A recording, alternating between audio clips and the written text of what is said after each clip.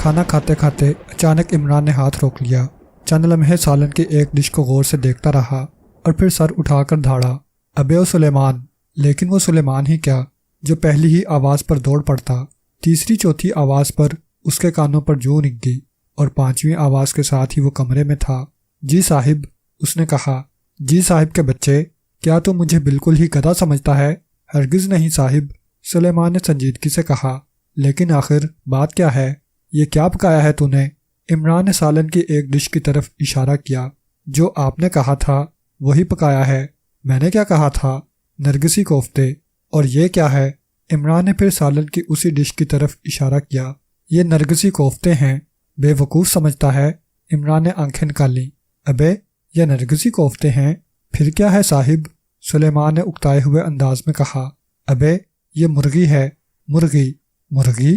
سلیمان حیرت سے آنکھیں پھاڑ کر رہ گیا اور پھر اس نے سالن کی ڈش کی طرف دیکھا جس میں کئی نرگسی کوفتے تھے۔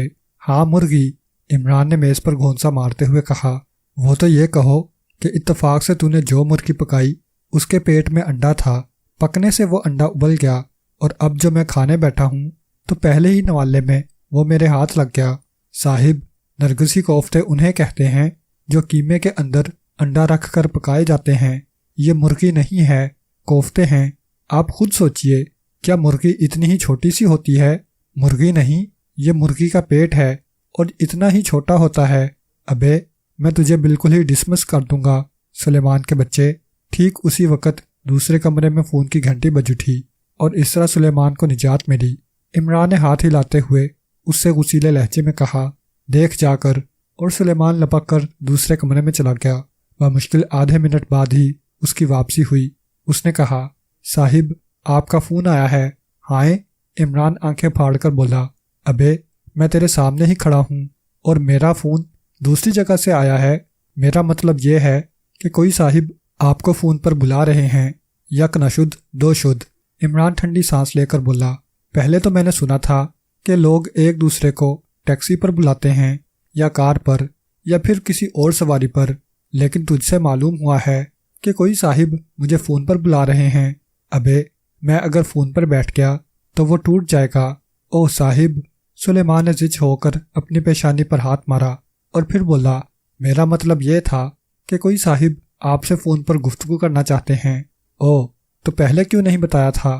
اب تک خواہ مخواہ الٹی سیدھی باتیں کرتا رہا، عمران نے کہا اور پھر بولا، کس کا فون ہے؟ فون تو آپ ہی کا ہے۔ ہائے، میرا فون ہے؟ ہاں صاحب، یہ ٹیلی فون آپ ہی کی ملکیت تو ہے۔ عمران نے ایک ٹھنڈی سانس لی۔ ابے، میں یہ پوچھ رہا ہوں کہ مجھے فون کرنے والا کون ہے؟ اوہ، تو یوں کہتے نا صاحب، اب تک خواہ مخواہ الٹی سیدھی باتیں کرتے رہے۔ ویسے ان صاحب نے اپنا نام نہیں بتایا، لیکن آواز شاید فیاض صاحب کی تھی۔ عمران اسے گھورتا ہوا دوسرے کمرے میں چلا آیا اور فون کا ریسیور جو میز پر رکھا ہوا تھا اٹھایا اور کہا، ہیلو، عمران ابن رحمان، خاندان خاقانی سپیکنگ۔ عمران، میں فیاض بول رہا ہوں۔ بولتے رہو، بولنے پر کوئی پابندی نہیں۔ کیا آج کل تم بالکل خالی ہو؟ نہیں، 2-4 نوالے کھا چکا ہوں، تھوڑی دیر میں بالکل ہی بھر جاؤں گا۔ کھانا میز پر رکھا ہوا ہے سپر۔ مائی ڈیئر، میرا مطلب یہ تھا کہ آج کل تمہارے پاس کوئی کام تو نہیں ہے؟ کام تو بہت ہے۔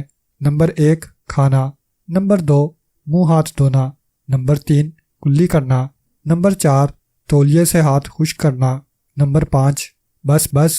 فیاض جلدی سے بول پڑا، اس کا مطلب ہے کہ آج کل تم بالکل خالی ہو۔ اچھا، پھر میں تمہارے فلیٹ پر آ رہا ہوں۔ مگر عمران کا جملہ پورا ہونے سے پہلے ہی دوسری طرف سے سلسلہ منقطع ہو چکا تھا۔ عمران نے برا سا منہ بنا کر ریسیور رکھا اور واپس اسی کمرے میں آ گیا۔ چند ہی منٹ میں فیاض وہاں پہنچ گیا تھا۔ اتنی دیر میں عمران کھانے سے فارغ ہونے کے بعد کرسی پر بیٹھ کر اونگنے لگا تھا۔ اس نے ایک کی بجائے 2 آدمیوں کے قدموں کی چاپ سنی اور چونک کر سر اٹھایا۔ فیاض کے ساتھ ایک اور آدمی بھی تھا۔ عمران بوکھلائے ہوئے انداز میں کرسی سے کھڑا ہوا اور پھر اس نے جھک کر ان دونوں کو ایک فرشی سلام چھاڑ دیا۔ آداب عرض کرتا ہوں، ان سے ملو عمران۔ فیاض نے اپنے ساتھی کی طرف اشارہ کرتے ہوئے کہا، مسٹر صبور، لکی لائف انشورنس کمپنی کے جنرل مینیجر، مجھے آپ سے مل کر خوشی ہوئی۔ صبور نے عمران سے ہاتھ ملاتے ہوئے خوش اخلاقی سے کہا، ضرور ہوئی ہوگی، عمران نے سپاٹ لہجے میں کہا۔ تشریف رکھیے، شکریہ کہہ کر دونوں کرسیوں پر بیٹھ گئے۔ مسٹر صبور، فیاض بولا، عمران صاحب میرے بے تکلف دوستوں میں سے ہیں، یہ اس سلسلے میں آپ کی ہر ممکن امداد کریں گے۔ فیاض کا آخری جملہ سن کر عمران نے اپنے دیدے نچائے اور پھر آنکھیں بند کر لیں۔ فیاض نے سلیمان کو آواز دے کر بڑی بے تکلفی سے چائے کے لیے کہہ دیا۔ چائے آئی اور اسے پینے کے دوران میں وہ تینوں بالکل ہی خاموش رہے۔ پھر فیاض نے کہا، عمران، مسٹر صبور کو ایک معاملے میں مدد کی ضرورت ہے۔ یہ پہلے میرے پاس آئے تھے، لیکن کیس ایسا نہیں ہے جس میں پولیس براہ راست مداخلت کر سکے، اس لیے میں نے سوچا کہ مسٹر صبور کو تم سے ملا دوں۔ عمران خاموشی سے صبور کی طرف دیکھتا رہا۔ یہ ایک ادھیڑ عمر آدمی تھا اور اس کی آنکھوں سے پریشانی ظاہر ہو رہی تھی۔ اب مسٹر صبور، فیاض بولا، آپ خود ہی میرے دوست کو تمام واقعات بتا دیں۔ واقعات کچھ ایسے زیادہ طویل نہیں ہیں۔ اور پھر صبور نے کہنا شروع کیا، مسٹر عمران، یہ ایک بیمہ پالیسی کا معاملہ ہے۔ اب سے کوئی 10-12 دن پہلے ایک شخص این زیدی نے ہماری کمپنی سے اپنا بیمہ کرایا تھا۔ پالیسی 5 لاکھ روپے کی ہے۔ اگر وہ آدمی، میرا مطلب ہے مسٹر زیدی کی موت اگر کسی زہریلے مادے کی وجہ سے واقع ہوئی تو ہماری کمپنی کو 5 لاکھ روپے مسز زیدی کو دینا پڑے گا، اور اگر اس وقت مسز زیدی زندہ نہ ہوں تو پھر یہ روپیہ مسٹر زیدی کی دونوں لڑکیوں طاہرہ اور فاخرہ کو دیا جائے گا۔ عجیب بات ہے، عمران بڑبڑایا، یعنی صرف زہریلے مادے کی وجہ سے موت واقع ہونے پر آپ کی کمپنی کو 5 لاکھ روپے ادا کرنا پڑے گا، اور اگر کسی دوسری وجہ سے موت واقع ہوئی تو تب ہماری کمپنی کو کوئی نقصان نہیں ہوگا۔ عجیب بات ہے، عمران پھر بڑبڑایا۔ جی ہاں، صبور نے کہا، یہی چیز میرے لیے بھی عجیب ثابت ہوئی تھی، اور دوسری بات ایک اور بھی ہے جس نے مجھے شبے میں مبتلا کر دیا تھا، اور پھر آج صبح ایک تیسری بات بھی سامنے آئی جس نے مجھے یقین دلا دیا کہ یہ کوئی بڑا ہی پراسرار معاملہ معلوم ہوتا ہے، اس لیے میں مسٹر فیاض سے ملا۔ عمران خاموشی سے اس کی طرف دیکھتا رہا۔ دوسری بات یہ ہے، صبور بولا، کہ اس بیمے کے سلسلے میں خود مسٹر زیدی سامنے نہیں آئے، بلکہ سارا معاملہ ان کے سیکرٹری قمر نے طے کیا تھا۔ یہ چیز مجھے بڑی عجیب معلوم ہوئی۔ اب تیسری بات بھی سنیے، وہ یہ کہ کئی دن تک اس معاملے پر غور کرتے رہنے کے بعد میں نے تحقیقات کے لیے اپنی کمپنی کے ایک جاسوس کو مقرر کیا تھا۔ جاسوس کا نام فخری تھا۔ کیا مطلب؟ عمران چونکا۔ کیا اب وہ اس دنیا میں نہیں ہے؟ سنتے رہیے، میں تمام واقعات ترتیب سے بتاؤں گا۔ اب آپ مسٹر زیدی کے بارے میں بھی سن لیجئے۔ کتوں کو پالنے کے بڑے شوقین ہیں، اور کتوں کے علاوہ دوسرے خطرناک جانور بھی پالتے ہیں، مثلا چیتا، گینڈے وغیرہ۔ ایسے ہی عجیب و غریب شوق رکھنے کی وجہ سے اکثر ان کے فوٹو بھی اخبارات میں چھپتے رہتے ہیں۔ تقریباً 50 سالہ آدمی ہیں اور رام گھاٹ کے قریب اپنے ایک چھوٹے سے بنگلے میں رہتے ہیں۔ بنگلے کے احاطے ہی میں ان کا ایک چھوٹا سا چڑیا گھر ہے جس میں مختلف جانوروں کے کٹہرے بنے ہوئے ہیں۔ ہاں، تو میں یہ کہہ رہا تھا کہ تحقیقات کے لیے میں نے اپنی کمپنی کے جاسوس فخری کو مقرر کیا تھا۔ وہ کل صبح مسٹر زیدی کے گھر گیا تھا۔ کل رات اس نے فون پر اطلاع دی تھی کہ ابھی وہ کوئی خاص بات معلوم نہیں کر سکا، مگر معاملہ پراسرار ضرور معلوم ہوتا ہے۔ پھر آج صبح دریا میں ایک لاش تیرتی ہوئی پائی گئی جو فخری تھا۔ عمران ہونٹ سکوڑ کر رہ گیا، مگر کچھ بولا نہیں۔ اور اب صبور بولا، میں چاہتا ہوں کہ اس معاملے کی تحقیقات آپ کریں۔ عمران چند لمحے کچھ سوچتا رہا اور پھر اس نے کہا، یہ بات کس طرح ثابت ہوتی ہے کہ فخری کو قتل کیا گیا ہے؟ پوسٹ مارٹم کی رپورٹ۔ فیاض بولا، مقتول کی موت کسی زہر کی وجہ سے واقع ہوئی ہے، لیکن نہ تو اس کے جسم پر سام کے کانٹے کا نشان تھا اور نہ ہی کسی انجیکشن کا۔ تو پھر یہ زہر خونانی کا کیس ہو سکتا ہے۔ کیسی باتیں کر رہے ہو عمران؟ اگر یہ خودکشی کا کیس ہوتا تو پھر اس کی لاش دریا میں کیسے پائی جاتی؟ میں نے کب کہا ہے کہ یہ خودکشی کا کیس ہے؟ میں تو یہ کہہ رہا ہوں کہ فخری کو کسی کھانے کی چیز میں زہر دیا گیا اور پھر اس کی لاش دریا میں پھینک دی گئی۔ ہاں، یہی میرا بھی خیال ہے، فیاض نے کہا۔ اب تم اس کیس پر آج ہی سے کام شروع کر دو۔ میں اس سلسلے میں آپ کو 10,000 روپے پیش کی اور 10,000 روپے کام ختم ہونے کے بعد دینے کو تیار ہوں، صبور نے کہا۔ عمران کچھ سوچنے لگا تھا۔ صبور کی بات کا اس نے کوئی جواب نہ دیا۔ رات گہری تاریک تھی، بادلوں کے چھوٹے چھوٹے ٹکڑے سر شام ہی سے آسمان پر لہرانے لگے تھے، اور پھر رات ہوتے ہی سارا آسمان بادلوں سے ڈھک گیا۔ چاند کی روشنی کی ہلکی سی رمق بھی رام گھاٹ کی زمین تک پہنچ نہیں پا رہی تھی۔ ہر طرف گہرا سناٹا چھایا ہوا تھا، اور اس سناٹے اور تاریکی میں دو سائے بڑی تیزی سے مسٹر زیدی کے بنگلے کی طرف بڑھ رہے تھے۔ ایک سائے کے ہاتھ میں ایک چھوٹا سا اٹیچی کیس بھی تھا۔ بنگلے کا پھاٹک انہیں کھلا ہوا ملا اور وہ اندر گھستے چلے گئے، لیکن چند ہی قدم چل کر وہ ٹھٹک کر رک گئے۔ اندھیرے نے اچانک ہی ایک لڑکی کو گویا اگل دیا تھا، پتہ نہیں کدھر سے سامنے آئی تھی۔ وہ دونوں سائے محسوس ہی نہ کر سکے۔ بنگلے کے لان میں ایک چھوٹا سا بلب روشن تھا، جس کی روشنی ان تک مدھم ہو کر پہنچ رہی تھی۔ ہلکی سی روشنی میں ان دونوں کو لڑکی کا چہرہ بہت اداس معلوم ہوا تھا۔ وہ سفید رنگ کی ساڑی میں ملبوس تھی، عمر تقریباً 20 سال رہی ہوگی، اور اس تاریکی اور سناٹے کے پراسرار ماحول میں وہ کوئی بھٹکی ہوئی روح معلوم ہو رہی تھی، جسے اپنے مدت سے بچھڑے ہوئے محبوب کا انتظار ہو۔ تم کون ہو؟ لڑکی نے تیز قسم کی سرگوشی کی۔ ہم پرنس آف ڈھمپ ہیں، ایک سائے نے ہکلاتے ہوئے کہا۔ واپس جاؤ، لڑکی نے پھر سرگوشی کی۔ واپس جاؤ ورنہ بے موت مارے جاؤ گے۔ ارے باپ رے، وہی سایہ پھر بولا۔ مگر ہم تو بے قصور ہیں، یہی تمہارا سب سے بڑا قصور ہے۔ اس دنیا میں بے قصور ہی مارے جاتے ہیں، قصور والوں کو تو بہت کم سزا ملتی ہے۔ جاؤ، چلے جاؤ، ورنہ تمہیں پچھتانے کا بھی موقع نہ ملے گا۔ کون ہے؟ اچانک برآمدے سے ایک سریلی آواز آئی اور وہ لڑکی اچھل پڑی۔ دوسرے ہی لمحے اسے اندھیرا نگل چکا تھا۔ وہ جس طرح آئی تھی اسی طرح غائب بھی ہو گئی، اور وہ دونوں سائے کچھ محسوس ہی نہ کر سکے۔ اور پھر انہوں نے مڑ کر برآمدے کی طرف دیکھا۔ وہاں ایک عورت کھڑی ہوئی تھی، ایک خوبصورت سی عورت۔ اس کے جسم پر بھی ساڑی ہی تھی، لیکن ساڑی کا رنگ سفید نہیں، سرخ تھا۔ بلاؤز کی رنگت بھی یہی تھی، اور وہ چوڑے چکلے گلے کا تھا، جس کی وجہ سے اس عورت کے جسم کا اوپری حصہ کافی حد تک اریاں ہو گیا تھا۔ وہ دونوں سائے اس کی طرف بڑھے۔ قریب پہنچنے پر اس عورت نے انہیں نیچے سے اوپر تک گھور کر دیکھا۔ ان دونوں کے سروں پر فلیٹ ہیٹ اور جسموں پر اوور کوٹ تھے۔ آگے والا آدمی چہرے ہی سے احمق معلوم ہو رہا تھا، لیکن دوسرا کافی سمارٹ تھا۔ اسی نے اٹیچی کیس اپنے ہاتھ میں لے رکھا تھا۔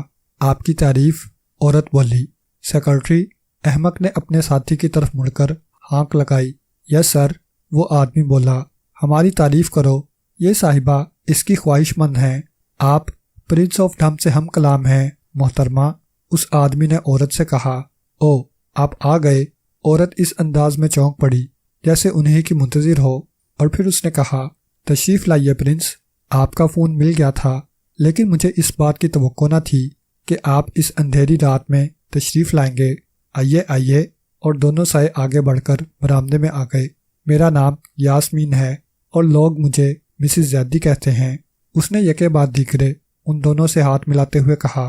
او، احمق نے ہونٹ سکوڑ کر کہا، اور پھر اس کی آنکھوں میں حیرت کے آثار نظر آنے لگے۔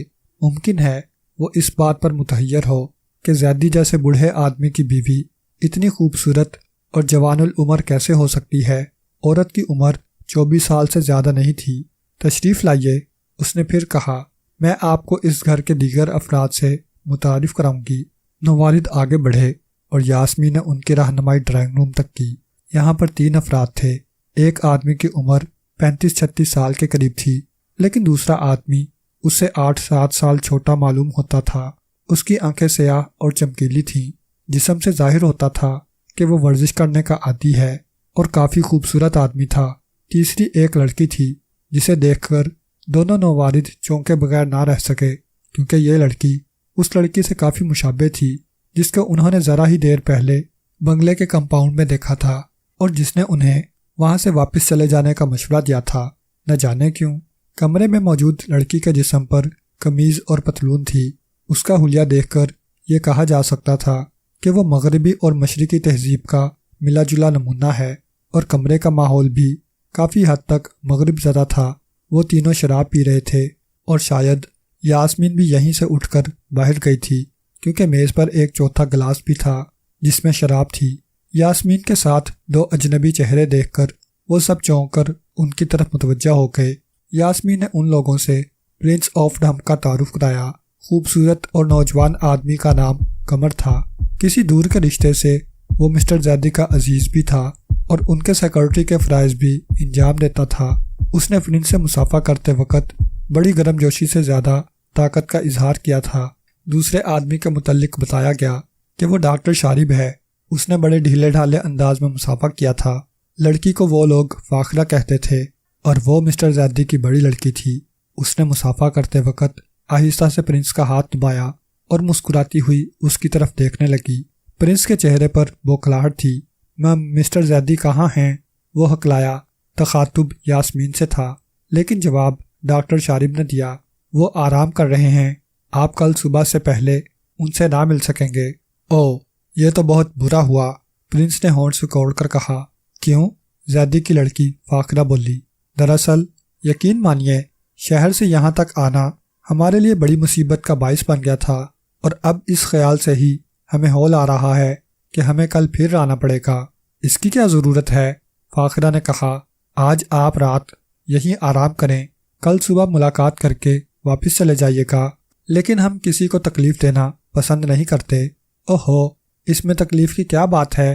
آپ ڈیڈی کے مہمان ہیں اور آپ کے آرام کا خیال رکھنا ہمارا فرض ہے۔ ویسے کیا میں یہ پوچھ سکتی ہوں کہ آپ ڈیڈی سے کیوں ملنا چاہتے ہیں؟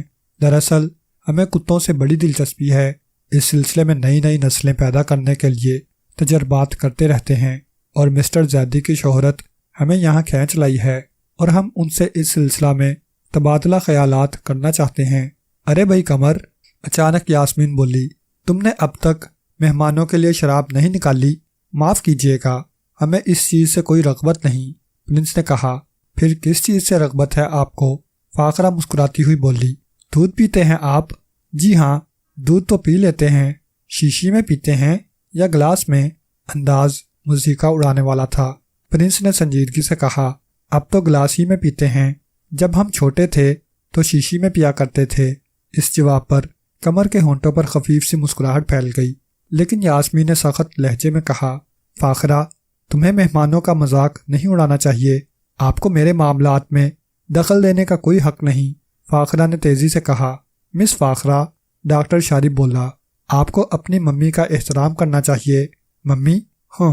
فاخرہ کا لہجہ بڑا زہریلا تھا، اور پھر اس نے بڑی لاپرواہی سے اپنے شانوں کو جنبش دی۔ یاسمین کا چہرہ غصے سے تمتما اٹھا تھا۔ پرنس احمقانہ انداز میں پلکیں جھپکاتا ہوا ان لوگوں کی طرف دیکھتا رہا۔ اس کا سیکرٹری بالکل خاموش تھا۔ خیر، قمر ہاتھ اٹھا کر بولا، ختم کرو اس بات کو، ہمیں اس رومانی فضا کو اس طرح ناخوشگوار نہیں بنانا چاہیے۔ فاخرہ نے ایک بار پھر اپنے شانوں کو لاپرواہی سے جنبش دی۔ چند منٹ تک کمرے میں مکمل خاموشی رہی، اور اس عرصہ میں یاسمین کا غصہ بتدریج کم ہوتے ہوتے بالکل ٹھنڈا ہو گیا۔ اس نے اپنے گلاس میں شراب انڈیل کر اس میں سوڈے کی دھار ماری اور ایک ہی سانس میں آدھا گلاس ختم کر گئی۔ پھر اس نے رومال سے ہونٹ خشک کرتے ہوئے کہا، پرنس، آپ وہاں بنگلے کے کمپاؤنڈ میں کیوں رک گئے تھے؟ ہم؟ پرنس نے کچھ کہنا چاہا، لیکن اسی وقت کمرے کا دروازہ پرشور آواز کے ساتھ کھلا اور یہ لوگ چونک کر دروازے کی طرف دیکھنے لگے۔ اندر آنے والی وہی لڑکی تھی جس نے کمپاؤنڈ میں پرنس کو واپس جانے کا مشورہ دیا تھا۔ وہ آہستہ آہستہ چلتی ہوئی آگے بڑھی اور پھر ایک صوفے پر بیٹھ گئی۔ ہاں پرنس، یاسمین بولی، آپ نے میرے سوال کا جواب نہیں دیا۔ دراصل، پرنس نے کہا، ہم وہاں رک کر یہ سوچنے لگے تھے کہ ہم کسی غلط جگہ پر تو نہیں آ گئے۔ او، میں سمجھی، نہ جانے کیا ہو گیا تھا۔ پرنس، ڈاکٹر شارب بولا، یہ ڈھمپ کیا چیز ہے؟ یہ ہماری ریاست کا نام ہے، اور یہ ریاست کہاں واقع ہوتی ہے؟ سیکرٹری، یس سر، سیکرٹری بولا، انہیں بتاؤ کہ ہماری ریاست کہاں ہے؟ جناب والا، سیکرٹری نے ڈاکٹر شارب سے کہا، ہمالیہ کی ترائی میں یہ ایک آزاد ریاست ہے، لیکن میں نے آج سے پہلے یہ نام نہیں سنا۔ آپ خوش قسمت ہیں کہ آج سن تو رہے ہیں۔ پرنس بولا، بہت سے ایسے بھی ہیں جو یہ حسرت دل کی دل ہی میں لیے اس دنیا سے سدھار جائیں گے۔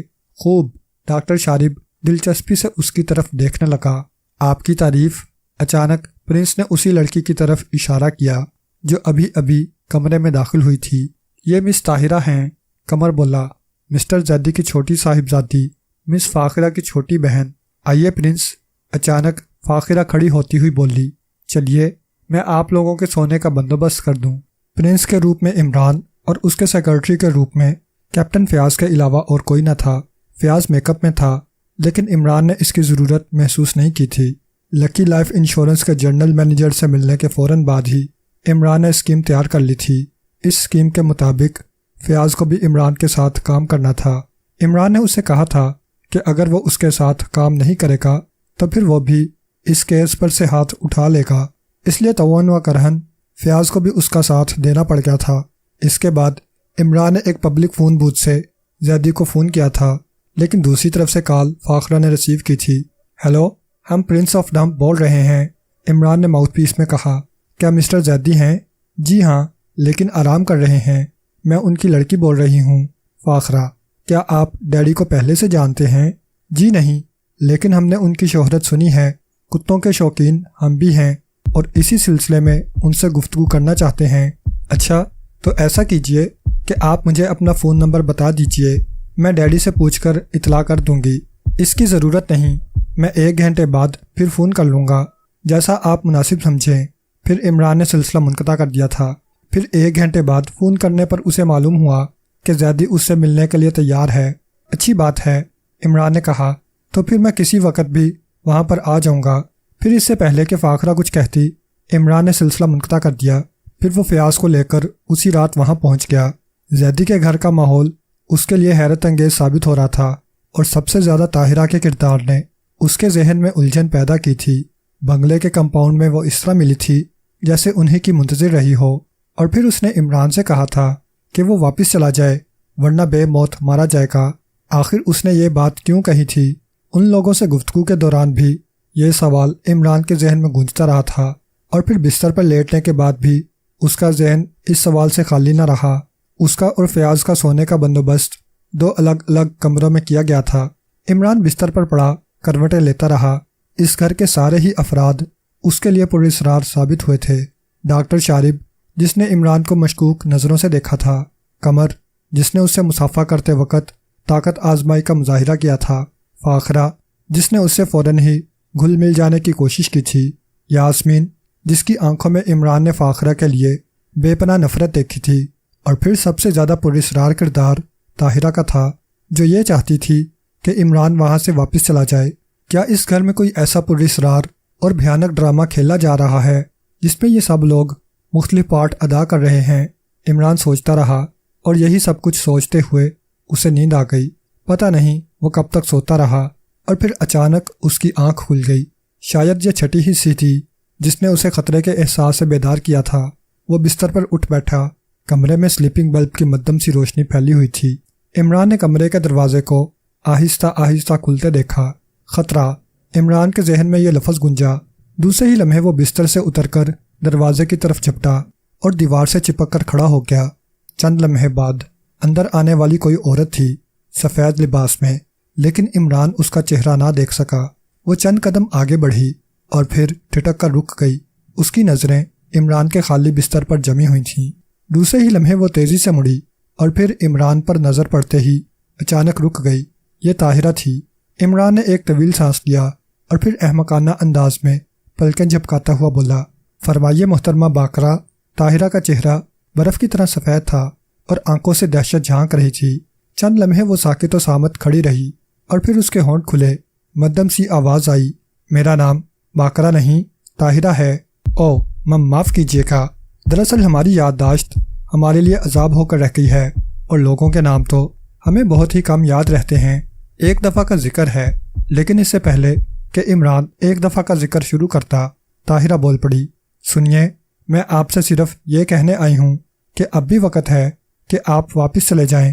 آج کل یہ مکان بہت بھیانک ہو کر رہ گیا ہے۔ کل یہاں ایک جرنلسٹ آیا تھا اور آج صبح اس کی لاش دریا میں تیرتی ہوئی پائی گئی۔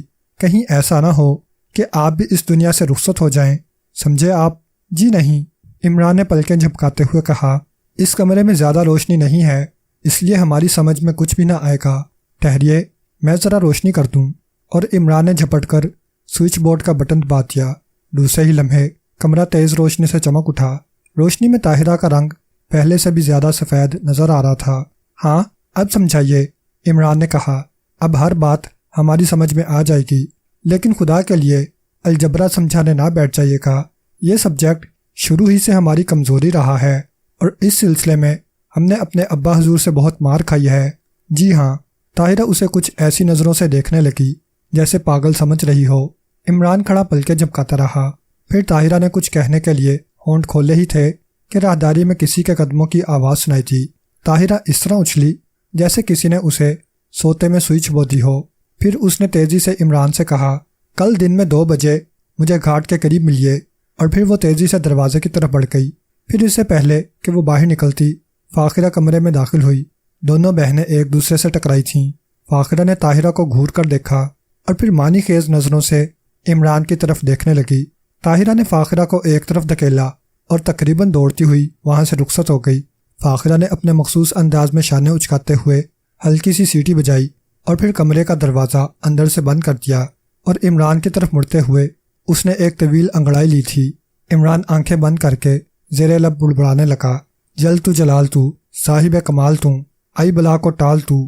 فاخرہ کے ارادے اسے بڑے خطرناک معلوم ہوئے تھے۔ وہ اس وقت شب خوانی کے ڈھیلے ڈھالے لباس میں تھی۔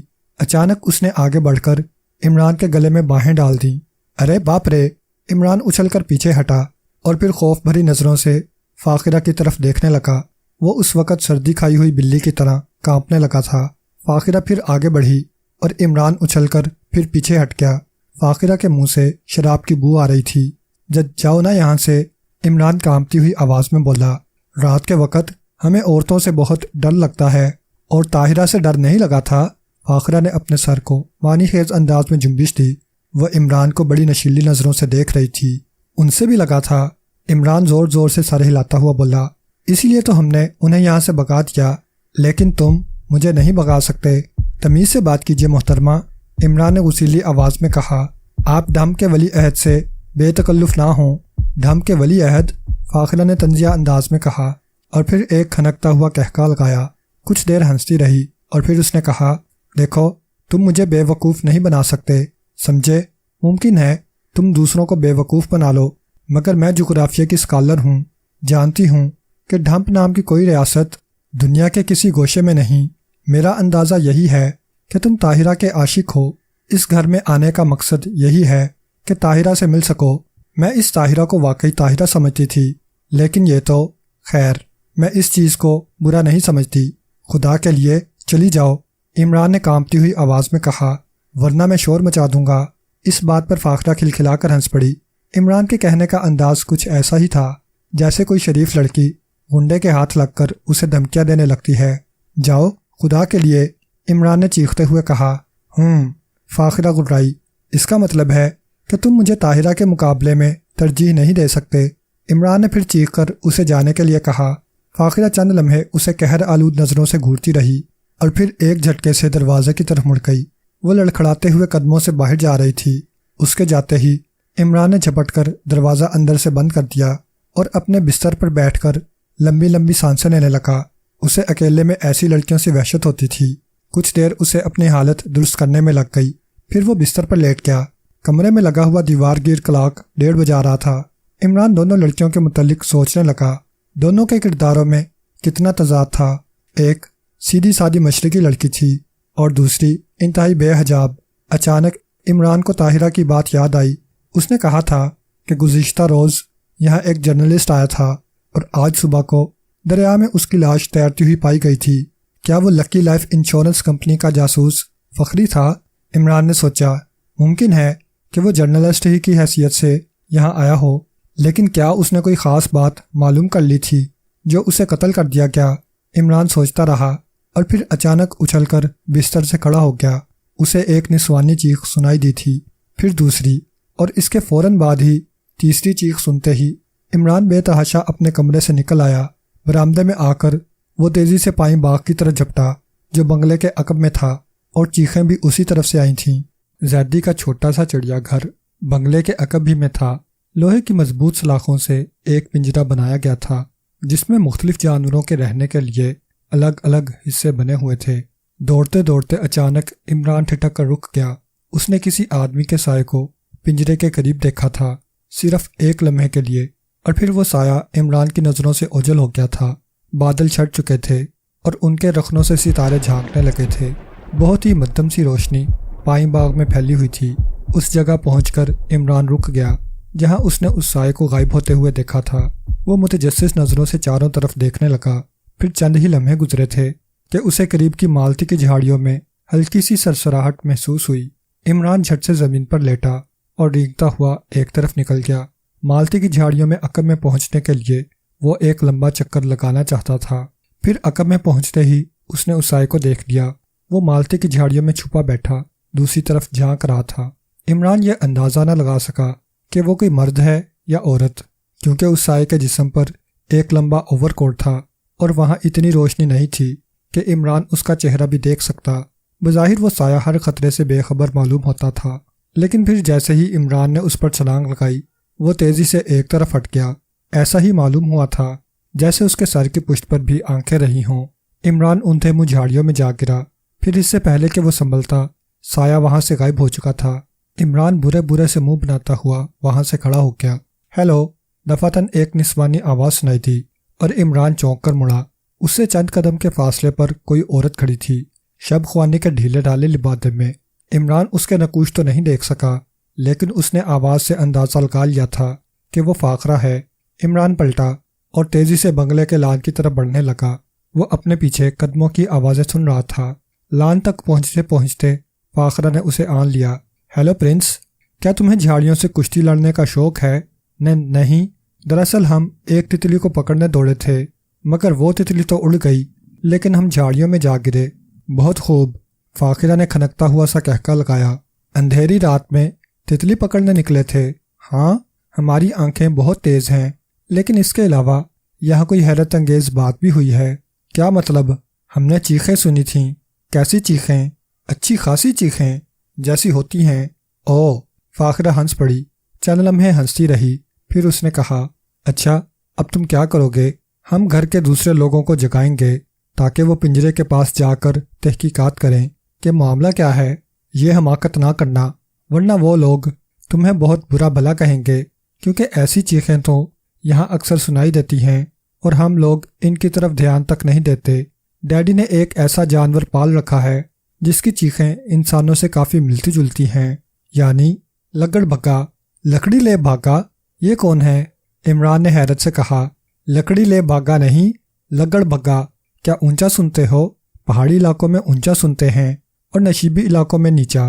عمران نے سنجیدگی سے کہا، ویسے کیا میں پوچھ سکتا ہوں کہ اس وقت تم یہاں کیا کر رہی تھیں؟ مجھے نیند نہیں آ رہی تھی، اس لیے ٹہلنے چلی آئی تھی۔ نیند لانے کا بہترین نسخہ یہ ہے کہ سر نیچے ٹانگیں اوپر کر کے کھڑا ہوا جائے۔ اچھا، خدا حافظ، عمران نے کہا اور تیزی سے چلتا ہوا اپنے کمرے کی طرف بڑھ گیا۔ اس نے یہ بھی نہیں دیکھا تھا کہ فاخرہ وہیں کھڑی رہی یا اپنے کمرے کی طرف چلی گئی۔ بستر پر لیٹتے وقت عمران کا ذہن شدید ترین ذہنی الجھنوں میں پڑا ہوا تھا۔ آخر وہ چیخیں کیسی تھیں؟ کیا فاخرہ کے بیان کے مطابق ان چیخوں کو لگڑ بھگے کی آواز سمجھا جا سکتا تھا؟ اسی قسم کے بتیرے سوالات اس کے ذہن میں چکراتے رہے۔ کمپاؤنڈ میں فاخرہ کی موجودگی بھی معنی خیز تھی۔ آخر وہ رات کے اس پہر میں وہاں کیا کر رہی تھی؟ کیا واقعی اس کا یہ بیان صحیح تھا کہ وہ نیند نہ آنے کی وجہ سے کمپاؤنڈ میں ٹہلنے چلی آئی تھی؟ اچانک کسی نے دروازے پر دستک دی اور وہ اچھل کر کھڑا ہو گیا۔ اس وقت کون آیا ہے؟ اس نے سوچا۔ کیا فاخرہ؟ دروازہ کھولو، اسے ایک بھرائی ہوئی آواز سنائی دی اور شدید ترین الجھنوں کے باوجود عمران نے وہ آواز پہچان لی۔ وہ فیاض کے علاوہ اور کوئی نہیں تھا۔ عمران نے جھپٹ کر دروازہ کھولا اور فیاض ہامتا کامتا اندر داخل ہوا۔ عمران نے دروازہ بند کر دیا۔ کیا بات ہے؟ وہ فیاض کو گھورتا ہوا بولا۔ کیا تمہارے پیٹ میں درد ہوا ہے عمران؟ فیاض نے کامتی ہوئی آواز میں کہا۔ کیا تم نے کسی قسم کی چیخیں سنی تھیں؟ او، عمران نے ایک طویل سانس لیا اور بستر پر بیٹھ گیا۔ پھر مسکراتا ہوا بولا، تو تم نے بھی وہ چیخیں سنی تھیں؟ ہاں، اور پھر کمپاؤنڈ میں بھی گیا تھا۔ وہاں میں ایک آدمی کو دیکھ کر مالتی کی جھاڑیوں میں چھپ گیا تھا۔ شاید اس آدمی نے بھی مجھے دیکھ لیا تھا، کیونکہ وہ چکر کاٹ کر میری پشت پر آیا۔ وہ شاید یہی سمجھ رہا تھا کہ میں اس سے بے خبر ہوں، لیکن پھر جیسے ہی اس نے مجھ پر چھلانگ لگائی میں تیزی سے ایک طرف بھاگ کھڑا ہوا۔ میرے پاس ریوالور نہیں تھا، اس لیے میں نے وہاں سے بھاگنے میں ہی عافیت سمجھی، فیاض کہتا رہا، اور عمران حیرت سے منہ پھاڑے اس کی داستان سنتا رہا۔ اب یہ بات بالکل صاف ہو چکی تھی کہ عمران نے جس آدمی کو پکڑنا چاہا وہ دراصل فیاض تھا۔ چند لمحے خاموش رہنے کے بعد فیاض نے پھر کہنا شروع کیا، وہاں سے میں سیدھا تمہارے کمرے میں آیا تھا، لیکن تم یہاں نہیں ملے۔ کچھ دیر میں یہاں تمہارا انتظار کرتا رہا، لیکن تم نہیں آئے۔ پھر میں اپنے کمرے میں چلا گیا۔ عمران، مجھے تو یہ مکان آسیبی معلوم ہوتا ہے۔ کیا تم نے چیخیں سنی تھیں؟ ہاں، عمران نے ایک طویل سانس لیتے ہوئے کہا۔ پھر کیا یہ ایک حیرت انگیز بات نہیں ہے کہ صرف میں نے اور تم نے چیخیں سنی تھیں؟ اگر کسی اور نے بھی سنی ہوتی تو وہ بھی کمپاؤنڈ میں جا کر تحقیقات کرتا کہ کیا بات ہے۔ تم یہ بھول رہے ہو کہ کمپاؤنڈ میں ایک عدد چھوٹا سا چڑیا گھر بھی قائم ہے، اور اس میں مختلف جانوروں کے علاوہ ایک لکڑی لے بھاگا بھی ہے۔ لکڑی لے بھاگا؟ فیاض نے حیرت سے کہا۔ ہاں، عرف عام میں اسے لگڑ بھگا کہیں گے۔ وہ بعض اوقات بالکل انسانوں کی طرح چیختا ہے۔ ممکن ہے دوسروں کی آنکھ بھی ان چیخوں کو سن کر کھل گئی ہو، لیکن وہ لگڑ بھگے کی آواز سن کر اسے نظر انداز کر گئے ہوں۔ کیا تم مجھے بہلانے کی کوشش کر رہے ہو؟ فیاض نے اسے گھورتے ہوئے کہا۔ میں اپنے آپ کو بہلانے کی کوشش کر رہا ہوں۔ ویسے تم نے یہ بات کیوں کہی؟ اس لیے کہ ان چیخوں میں آخری چیخ ایسی تھی جیسے کسی نے چیخنے والے کا منہ بند کر دیا ہو۔ پھر ایسی صورت میں یہ کیسے سمجھ لیا جائے کہ لگڑ بھگے کی آوازیں تھیں؟ پیارے فیاض، میں فی الحال اس بارے میں کچھ کہنا نہیں چاہتا، لیکن اس بات کو لکھ لو کہ اس گھر میں کوئی عجیب و غریب ڈرامہ کھیلا جا رہا ہے۔ کیا مطلب؟ فیاض نے پلکیں جھپکاتے ہوئے کہا۔ مطلب کے لیے مجھے لغت دیکھنی پڑے گی، اور یہ کام میں کل صبح سے پہلے نہیں کر سکتا، لہٰذا کھسکو یہاں سے، مجھے نیند آ رہی ہے۔ اور عمران نے اٹھ کر دروازہ کھول دیا۔ مگرمچھ دریا میں پائے جاتے ہیں، عمران نے فیاض کی بات کاٹتے ہوئے کہا۔ ارے اب کھسکو بھی یہاں سے، خدا تم سے سمجھے۔ فیاض نے پھر کچھ کہنا چاہا، لیکن عمران نے اسے کمرے سے باہر دھکیل کر دروازہ بند کر دیا۔ دراصل عمران سکون کے ساتھ ان تمام واقعات پر غور کرنا چاہتا تھا، اور فیاض کی موجودگی میں یہ ناممکن ہوتا۔ عمران کی وہ رات آنکھوں ہی آنکھوں میں کٹ گئی۔ وہ ایک لمحے کے لیے بھی سو نہ سکا۔ دوسری صبح ناشتے کی میز پر ایک نیا چہرہ نظر آیا۔ یہ ایک ادھیڑ عمر کا سنجیدہ صورت آدمی تھا۔ یاسمین نے اس آدمی سے عمران کا تعارف کرایا۔ ان سے ملیے پرنس، مسٹر انوار، آپ مسٹر زیدی یعنی میرے شوہر کے چھوٹے بھائی ہیں۔ چند رسمی جملوں کے بعد عمران نے کہا، کل رات آپ سے ملاقات نہ ہو سکی مسٹر انوار، کیا آپ کہیں باہر تھے؟ جی نہیں، یاسمین جلدی سے بولی۔ دراصل انوار صاحب ذرا گوشہ نشین قسم کے آدمی ہیں، ہمارے ہنگاموں سے انہیں کوئی دلچسپی نہیں ہے۔ اوہ، عمران ہونٹ سے کوڑ کر رہ گیا۔ اس نے محسوس کیا تھا کہ یاسمین کے لہجے میں طنز تھا۔ اس طنز کو انوار نے بھی یقیناً محسوس کیا تھا، لیکن اس کے ماتھے پر ہلکی سی شکن تک نہ آئی۔ مسز زیدی، اچانک عمران نے کہا۔ زیدی صاحب ہمیں اس وقت بھی نظر نہیں آ رہے ہیں۔ جی ہاں، ڈاکٹر شارف بولا، وہ دراصل کچھ بیمار ہیں، اس لیے وہ اپنے کمرے سے باہر نہیں آتے۔ اوہو، یہ بات ہمارے سامنے اس وقت آ رہی ہے۔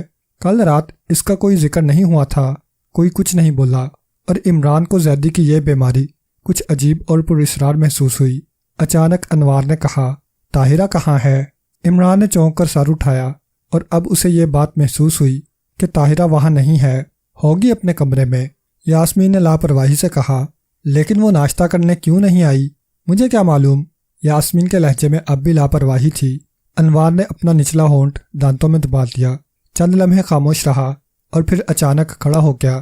ٹھیک اسی وقت باہر سے کسی کے چیخنے کی آواز سنائی دی، اور وہ لوگ چونک پڑے۔ پھر ایک ملازمہ بھاگتی ہوئی کمرے میں داخل ہوئی، اور اس نے کہا، صاحب، طاہرہ بی بی کی لاش۔ یہ الفاظ بموں کی طرح عمران کے ذہن پر پڑے، اور وہ اچھل کر کھڑا ہو گیا۔ اس کے ساتھ ہی دوسرے بھی کھڑے ہو گئے تھے۔ طاہرہ کی لاش جانوروں کے کٹہرے کے قریب پڑی پائی گئی تھی۔ ملازمہ نے بتایا کہ جب وہ جانوروں کو خوراک پہنچانے کے لیے ادھر آئی تو اس نے طاہرہ کو پنجرے سے ٹیک لگائے کھڑے دیکھا۔ پہلے تو اس نے طاہرہ کو آوازیں دیں، لیکن جب اس میں ذرا بھی جنبش نہ ہوئی تو اس نے آگے بڑھ کر طاہرہ کے شانے پر ہاتھ رکھ دیا۔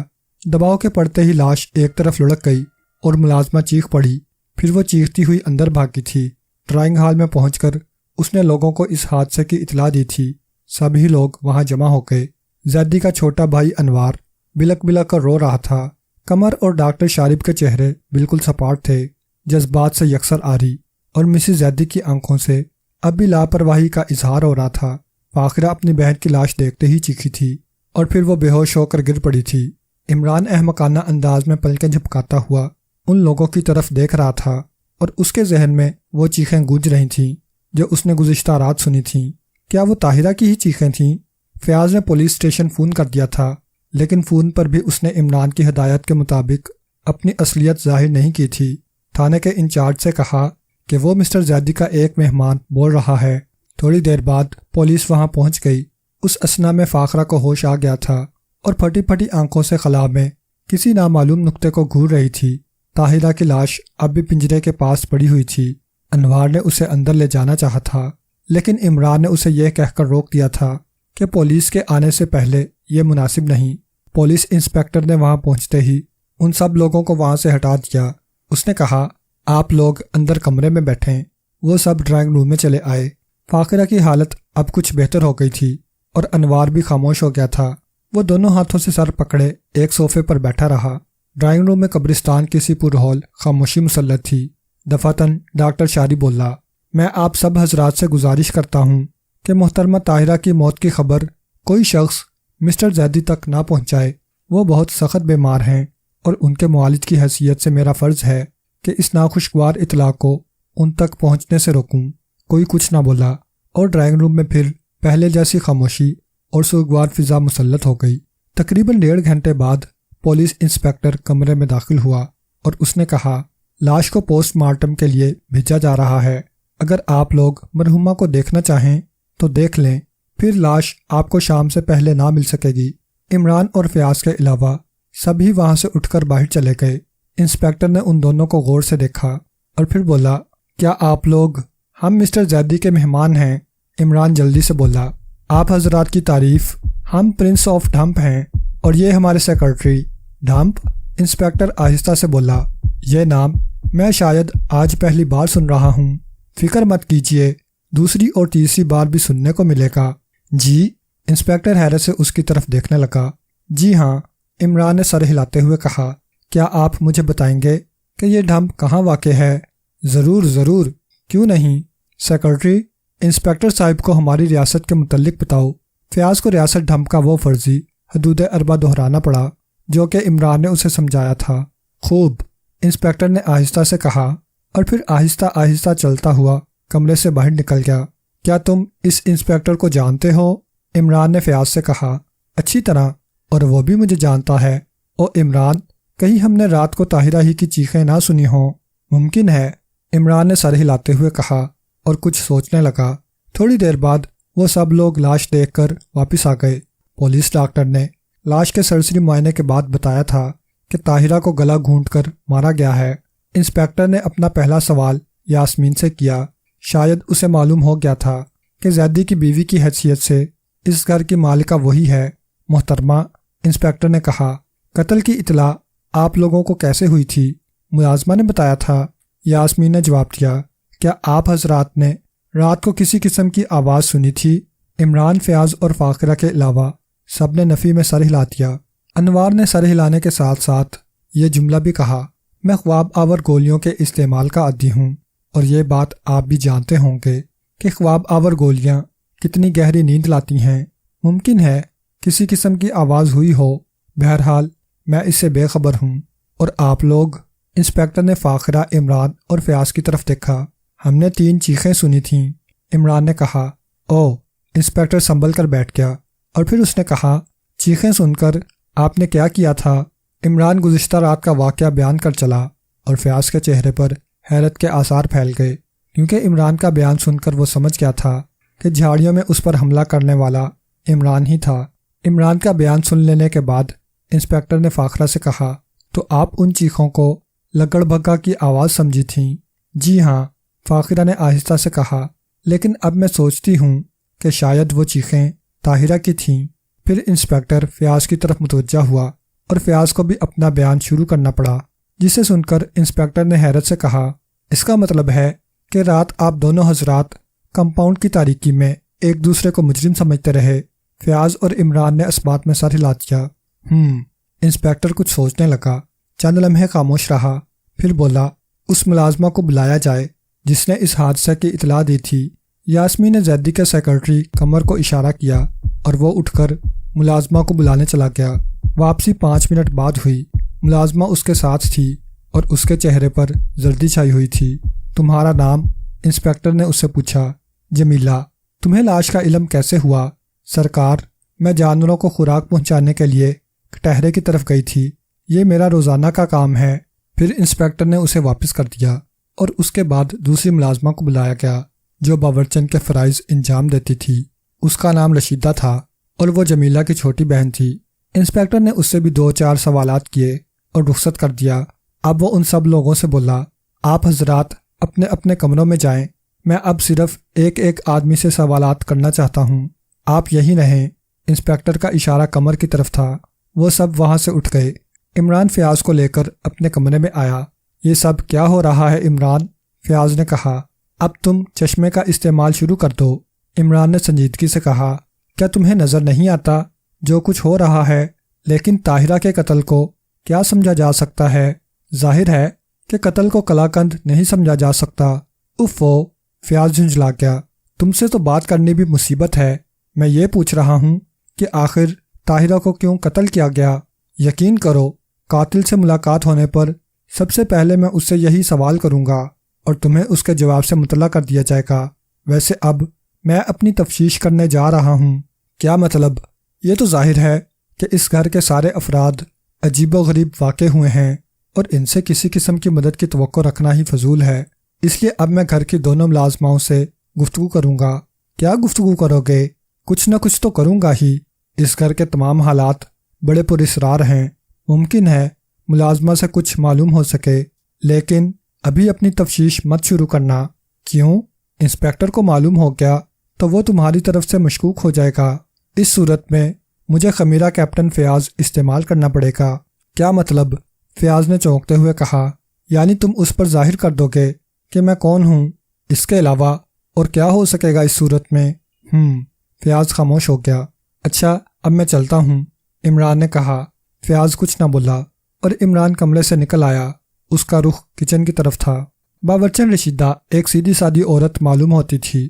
اس کی عمر 32 سال کے قریب رہی ہوگی۔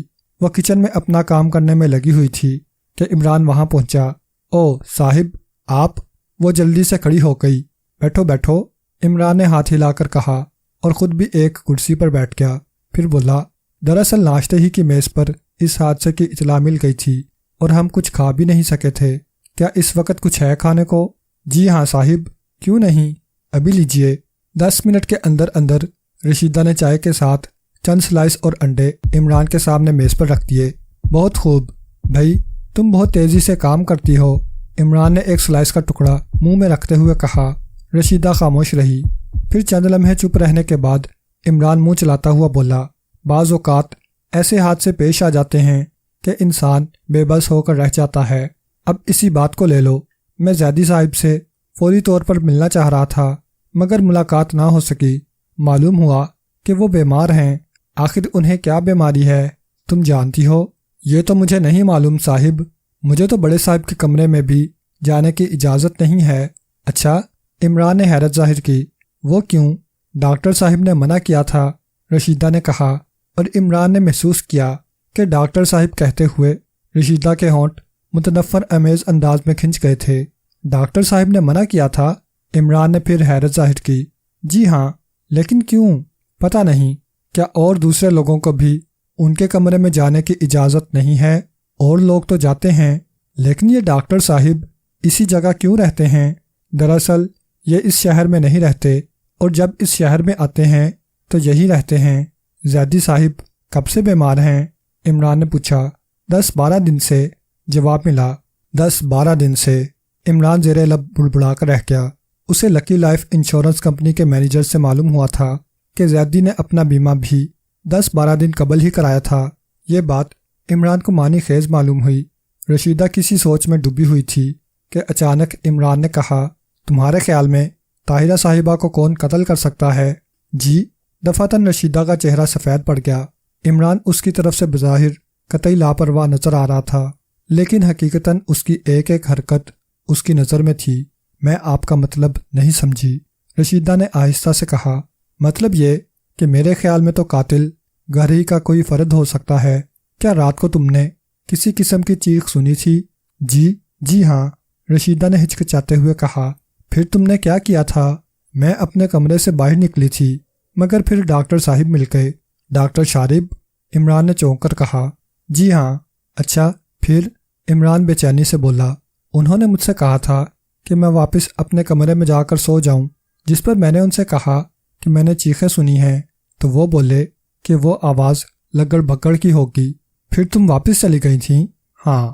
خوب۔ عمران سوچ میں پڑ گیا، اور پھر اس نے کہا، زیدی صاحب کا کمرہ کس طرف ہے؟ رشیدہ نے اسے بتایا۔ عمران ناشتہ ختم کر چکا تھا۔ چائے کا آخری گھونٹ لے کر اس نے کہا، ادھر کچھ دنوں سے طاہرہ صاحبہ کچھ پریشان تو نہیں تھیں؟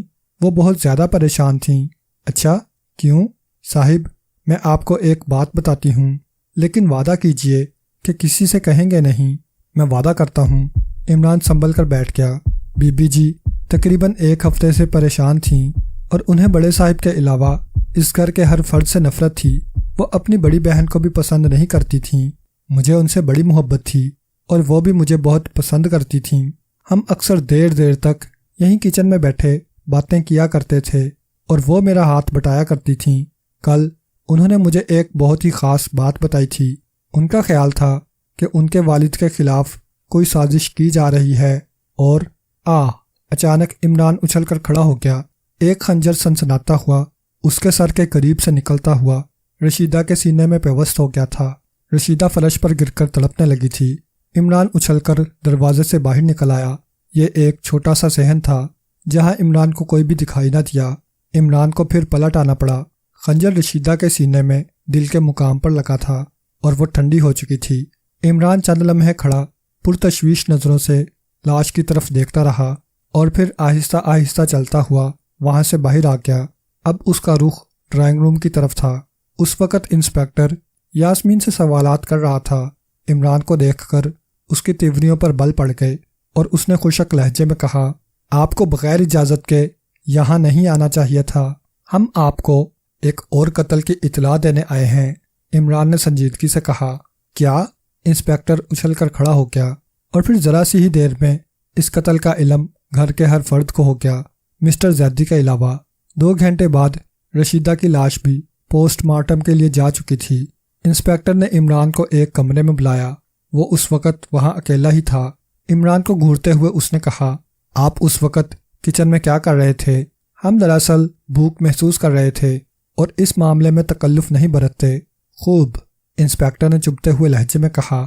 ان حالات میں جبکہ ایک قتل ہو چکا تھا، آپ بھوک کے احساس کو نہ دبا سکے۔ ہم نے کہا نا کہ اس سلسلے میں تکلف نہیں کرتے۔ انسپیکٹر اسے گھورنے لگا، اور پھر اس نے کہا، اب آپ جا سکتے ہیں، لیکن خیال رہے کہ اس گھر سے نہیں جائیں گے۔ کیوں؟ عمران نے تیوریوں پر بل ڈال کر پوچھا۔ اس لیے کہ جب تک ان دونوں قتلوں کی تفتیش نہ ہو جائے، مجھے آپ کی ہی نہیں بلکہ اس گھر کے ہر فرد کی ضرورت پڑے گی۔ اچھا، عمران نے سر ہلاتے ہوئے کہا، ہم نہیں جائیں گے۔ شکریہ۔ انسپیکٹر کا لہجہ خشک تھا۔ عمران اس کمرے سے چلا آیا۔ اپنے کمرے کی طرف بڑھتے ہوئے اسے فاخرہ ملی، مگر اس نے عمران کو نظر انداز کر دیا۔ تھوڑی دیر بعد فیاض اور عمران ایک ہی کمرے میں تھے، اور عمران اسے تمام واقعہ بتا رہا تھا۔ سب کچھ سن لینے کے بعد فیاض نے کہا، اس کا مطلب ہے کہ رشیدہ کو بہت زیادہ حالات کا علم تھا۔ اس کے علاوہ اور کیا سوچا جا سکتا ہے؟ یہ ڈاکٹر شارب، فیاض نے کچھ سوچتے ہوئے کہا، رشیدہ کے بیان کے مطابق تو اس کی پوزیشن مشکوک ہو جاتی ہے۔ ہو جاتی نہیں بلکہ ہو گئی ہے۔ تم نے ان حالات کے متعلق کیا اندازہ لگایا؟ اس کے علاوہ اور کچھ نہیں کہ مجرم گھر ہی کا کوئی فرد ہے۔ حالات اتنے بے سروپا ہیں کہ کوئی خیال قائم ہی نہیں کیا جا سکتا۔ رشیدہ اور طاہرہ کو غالباً اس لیے قتل کیا گیا کہ وہ مجرم کے بارے میں کچھ نہ کچھ جانتی تھیں۔ انسپیکٹر نے تم سے کیا پوچھا تھا؟ وہ ہماری طرف سے مشکوک ہو چکا ہے، عمران نے کہا، اور پھر وہ گفتگو دہرا دی جو انسپیکٹر سے ہوئی تھی۔ میرا خیال ہے میں اپنے آپ کو ظاہر کر ہی دوں، فی الحال اس کی ضرورت نہیں ہے، عمران نے کہا، اور اٹھتا ہوا بولا، تم یہیں بیٹھو، میں ابھی آتا ہوں۔ کہاں جا رہے ہو؟ فیاض نے پوچھا، لیکن عمران جواب دیے بغیر کمرے سے نکل آیا۔ چند لمحے بعد وہ اس کمرے میں تھا जहां टेलीफोन और डायरेक्टरी रखी हुई थी। कमरे में उस वक्त कोई भी नहीं था। इमरान ने डायरेक्टरी में लकी लाइफ इंश्योरेंस कंपनी के नंबर देखे और उन्हें फ़ोन पर डायल करने लगा। चंद लम्हे दूसरी तरफ घंटी बजती रही और फिर रिसीवर उठाया गया। Hello, lucky life insurance company, मैं जनरल मैनेजर मिस्टर सबूर से गुफ्तगू करना चाहता हूँ। जी मैं बोल रहा हूँ, फरमाइए। मैं इमरान बोल रहा हूँ। ओह मिस्टर अली इमरान, फरमाइए, कुछ मालूम हुआ? अभी तो कुछ नहीं, लेकिन उस घर में 2 कत्ल हो चुके हैं। कत्ल? चौंकते हुए अंदाज में कहा गया। जी हाँ, लेकिन इस वक्त मैंने आपको ये मालूम करने के लिए फ़ोन किया था कि आपके ख्याल में बीमे के कागजात पर मिस्टर जैदी के जो दस्तखत हैं वो जाली तो नहीं हैं? जी नहीं, मैं इस बात की तस्दीक कर चुका हूँ कि दस्तखत मिस्टर जैदी ही के हैं। लेकिन कत्ल कौन हो गया? सबूर ने पूछा। इमरान ने उसकी बात पर ध्यान दिए बगैर कहा, आपकी कंपनी के जासूस मिस्टर फ़खरी यहाँ किस हैसियत से आए थे? वो एक जर्नलिस्ट की हैसियत से वहाँ गया था। मिस्टर इमरान, आपकी इत्तला मेरे लिए बड़ी परेशानी का बाइस बन गई है। आप बताते क्यों नहीं कि कौन कत्ल हो गया? मिस्टर जैदी की छोटी लड़की और एक मुलाजमा। ओह, ये कत्ल कब हुए? एक कल रात और एक अभी 2-2.5 घंटे पहले। रात को मिस ताहिरा का कत्ल हुआ था। ओह, सबूर इतना ही कह सका। अचानक इमरान को हल्की सी आहट महसूस हुई और उसने जल्दी से रिसीवर रख दिया। फिर दरवाजे की तरफ मुड़ते ही उसे कमर का चेहरा नजर आया, जैदी के सेक्रेटरी का चेहरा। मैंने अपने दोस्त को फ़ोन किया था, इमरान ने हकलाते हुए कहा।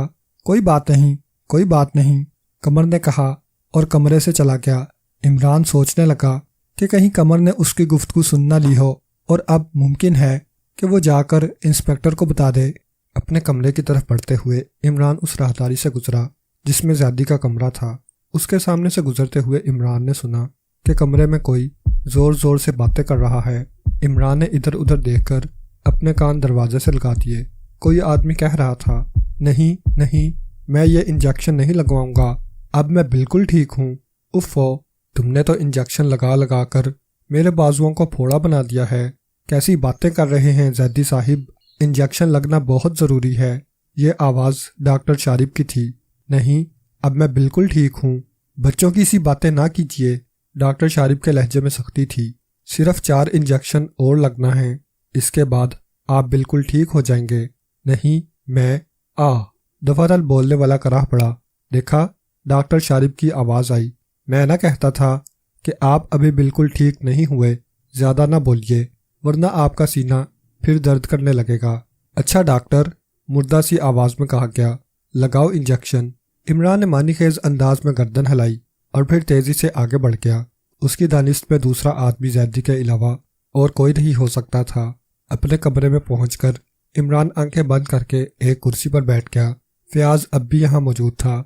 कुछ देर खामोशी रही और फिर फयाज ने कहा, कहाँ गए थे तुम? इमरान ने ठंडी सांस ली और मुंह चलाते हुए बोला, कुछ याद नहीं आ रहा कि मैं कहाँ गया था। फयाज उसे घूरने लगा। फिर कोई सख्त बात कहने ही लगा था कि कमरे का दरवाज़ा खुला और इंस्पेक्टर अंदर दाखिल हुआ। क्या मैं अंदर आ सकता हूँ?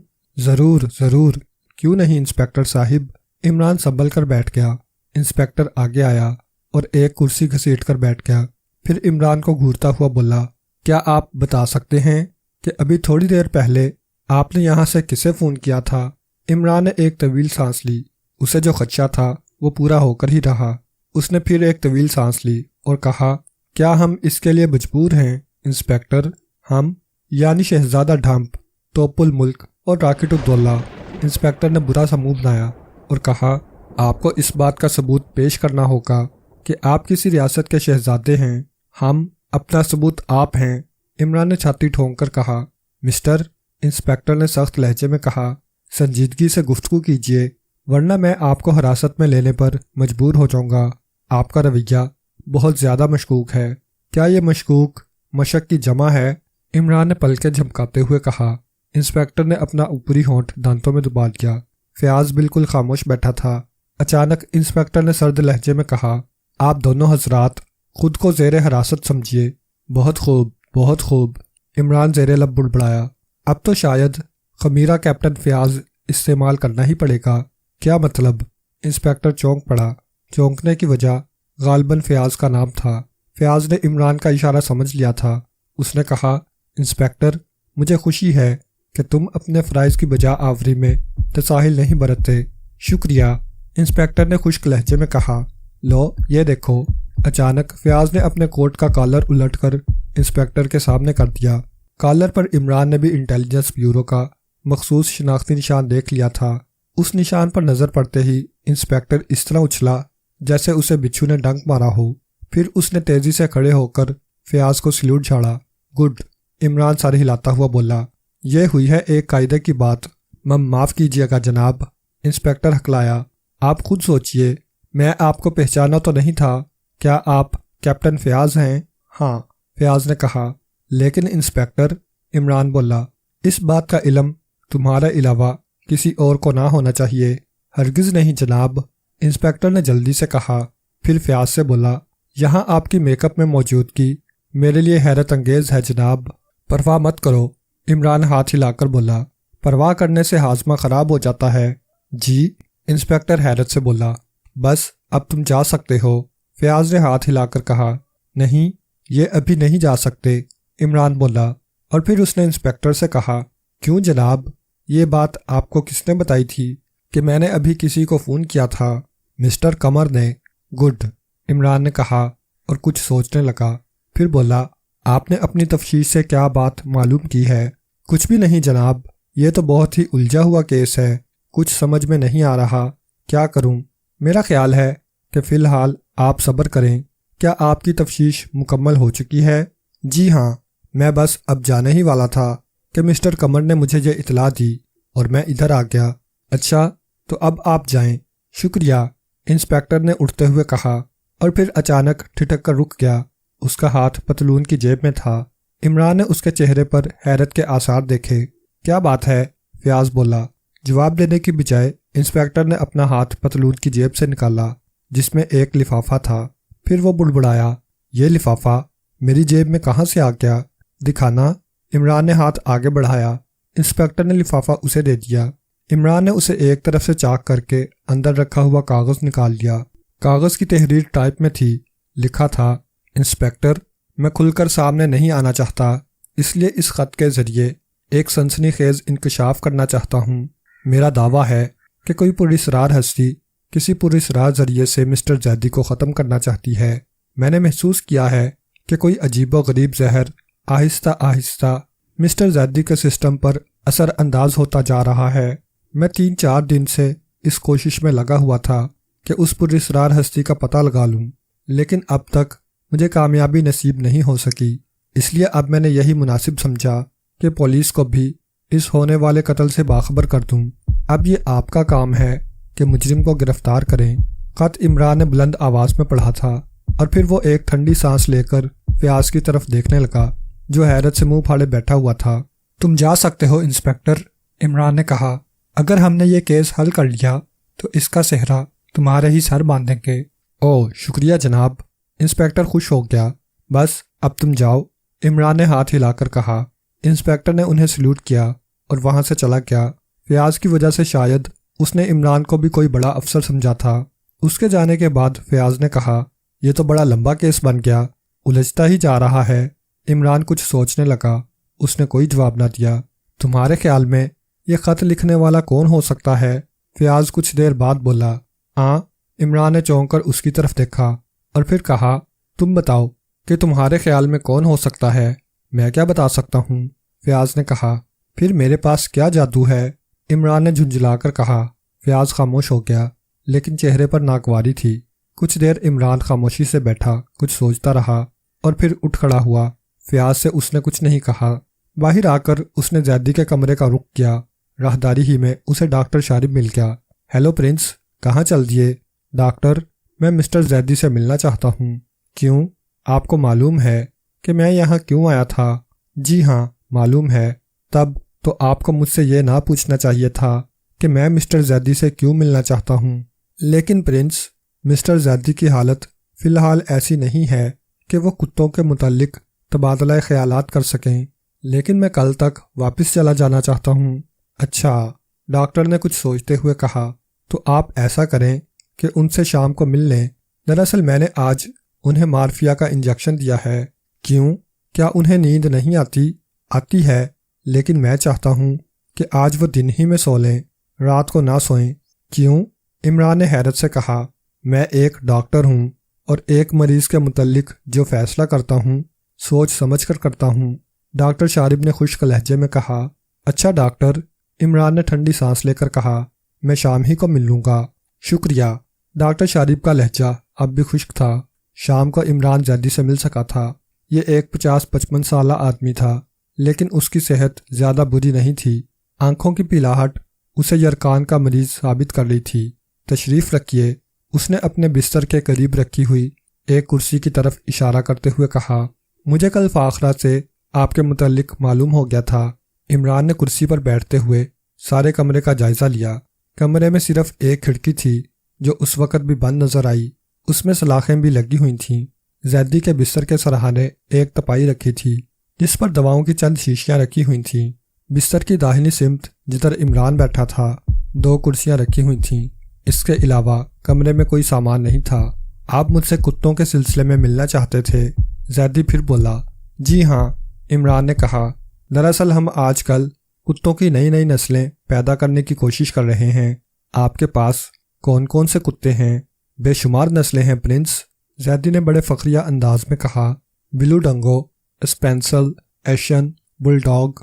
کیا آپ کے پاس لینڈی ڈاگ بھی ہے؟ عمران نے اس کی بات کاٹتے ہوئے سنجیدگی سے کہا۔ لینڈی ڈاگ؟ زیدی نے حیرت سے دہرایا۔ جی ہاں، یہ ہمارے یہاں کی ایک خاص نسل ہے جسے کتوں کی دنیا میں ایک خاص مقام حاصل ہے۔ دوسری نسلوں کے کتے اس نسل کی بہت عزت کرتے ہیں۔ اس نسل کی ایک خصوصیت یہ بھی ہے کہ یہ برتھ کنٹرول کی سخت مخالف ہے۔ یہی وجہ ہے کہ اسے دنیا میں اچھی طرح پھلنے پھولنے کا موقع مل رہا ہے۔ ہماری یہاں کی ایک گلی میں کم از کم آدھی درجن لینڈی ڈاگ پالے جاتے ہیں، اور میں آج کل اسی نسل پر ریسرچ کر رہا ہوں۔ عمران کی بکواس جاری تھی اور زیدی حیرت سے منہ پھاڑے اس کی طرف دیکھتا رہا۔ عمران کہہ رہا تھا، اس نسل میں ایک خاص بات یہ بھی ہے کہ یہ چوروں کو پکڑتی بہت کم ہے اور بھونکتی زیادہ ہے، یعنی یہ نسل جیتا جاگتا نمونہ ہے اس ضرب المثل کا کہ جو گرجتے ہیں وہ برستے نہیں۔ میں اس بات کی تحقیق کر رہا ہوں کہ آپ نہ جانے کیا کہہ رہے ہیں۔ زیدی نے برا سا منہ بنا کر کہا۔ ہائے، تو کیا میں نے کچھ غلط کہا ہے؟ عمران نے منہ پھاڑ کر کہا۔ میری سمجھ میں نہیں آتا کہ آپ کیسے کتوں کے شوقین ہیں۔ میں کتوں کا نہیں بلکہ کتوں پر ریسرچ کرنے کا شوقین ہوں، عمران نے کہا۔ خود کتے نہیں پالتا، اماں بھی کہا کرتی تھیں کہ جس گھر میں کتے کا ایک روواں گر جاتا ہے وہاں فرشتے نہیں آتے۔ میرا خیال ہے کہ آپ میرا اور اپنا وقت برباد کر رہے ہیں، زیدی نے برا سا منہ بناتے ہوئے کہا۔ فکر نہ کیجیے، عمران نے لاپرواہی سے کہا۔ میرے پاس فالتو وقت بہت ہے، اگر تھوڑا بہت برباد ہو جائے تو کوئی فرق نہ پڑے گا، لیکن میرے پاس فالتو وقت نہیں ہے۔ اوہ، یہ تو پھر غور طلب مسئلہ ہے، عمران نے تشویشناک انداز میں کہا، اور پھر اس طرح خاموش ہو گیا جیسے کچھ سوچنے لگا ہو۔ پھر اچانک بولا، اچھا تو پھر ہم کسی دوسرے موضوع پر گفتگو کریں گے، کیا خیال ہے؟ کیجیے صاحب، زیدی نے اکتائے ہوئے لہجے میں کہا۔ آپ کب سے بیمار ہیں؟ تقریباً 12 دن سے۔ علاج یہی ڈاکٹر شارب کر رہے ہیں؟ جی ہاں، شروع سے یہ علاج کر رہے ہیں؟ جی نہیں، یہ تو ابھی 6-7 دن ہوئے یہاں آئے ہیں۔ پہلے کس کا علاج تھا؟ کسی کا بھی نہیں۔ دراصل اس بیماری کی ابتدا ایک ہلکے سے بخار سے ہوئی تھی۔ میں ایسی معمولی بیماریوں کے علاج کا قائل نہیں، اس لیے نظر انداز کرتا رہا، لیکن 4-5 دن بعد اس بخار نے تیزی اختیار کر لی، اور پھر میں علاج کرانے کے متعلق سوچ ہی رہا تھا کہ یہ ڈاکٹر شارب آ گئے، یہ میرے دوست ہیں، بس پھر یہی میرا علاج کرنے لگے۔ مگر کل سے میں بالکل ٹھیک ہوں، بس کبھی کبھی سینے میں ہلکا سا درد ہونے لگتا ہے۔ کبھی آپ شکار بھی کھیلتے ہیں؟ اچانک عمران نے موضوع بدل دیا۔ اکثر اتفاق ہوا ہے، میں بھی سوچ رہا ہوں کہ کسی دن دوستوں کے ساتھ شکار پر جاؤں، لیکن چونکہ درندوں کا لقمہ بن جانے کا اندیشہ رہتا ہے، اس لیے سوچ رہا ہوں کہ لکی لائف انشورنس سے اپنا بیمہ کرا لوں۔ آخری جملہ کہتے ہوئے عمران نے اپنی نظریں زیدی کے چہرے پر گاڑ دی تھیں، لیکن اسے اپنے مقصد میں کامیابی نہ ہو سکی۔ زیدی کا چہرہ ہر قسم کے تاثرات سے یکسر خالی تھا۔ اس نے بڑی لاپرواہی سے کہا، ضرور کرا لیجئے، آپ کا اس بارے میں کیا خیال ہے؟ کیا مطلب؟ یہی کہ مجھے اپنا بیمہ کرانا چاہیے یا نہیں، یہ آپ مجھ سے بہتر سمجھ سکتے ہیں، لیکن پھر بھی آخر مشورہ دینے میں کیا حرج ہے؟ اگر آپ میری جگہ ہوتے تو کیا کرتے؟ کم از کم میں اپنا بیمہ ہرگز نہ کراتا، میں اسے ایک فضول حرکت سمجھتا ہوں۔ کیوں؟ فضول حرکت کیوں؟ ارے یہ بیمہ کمپنیاں، میں ان پر قطعی اعتماد نہیں کرتا، یہ لوگ حادثاتی موت کو بھی قدرتی ثابت کر کے اپنا دامن صاف بچا جاتے ہیں۔ آپ غلطی پر ہیں جناب، ایسا ہرگز نہیں ہوتا۔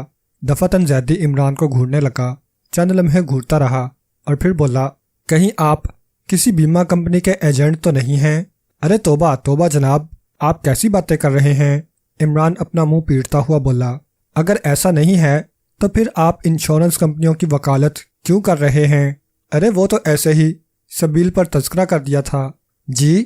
زیدی نے حیرت سے کہا، سبیل پر تذکرہ؟ جی ہاں، عمران نے سنجیدگی سے کہا، یہ برسبیل تذکرہ کا ترجمہ ہے۔ زیدی نے ایک طویل سانس لیا اور پھر عمران کو اس انداز میں دیکھنے لگا جیسے اسے پاگل سمجھ رہا ہو۔ دفعتاً عمران کی نظر کمرے کے ایک کونے کی طرف گئی اور اس نے ایک چوہے کو دیکھا جو ایک چھوٹے سے سوراخ سے سر نکالے اپنی چمکیلی آنکھوں سے کمرے میں جھانک رہا تھا۔ او، یہاں چوہے بھی ہیں؟ عمران بڑبڑایا۔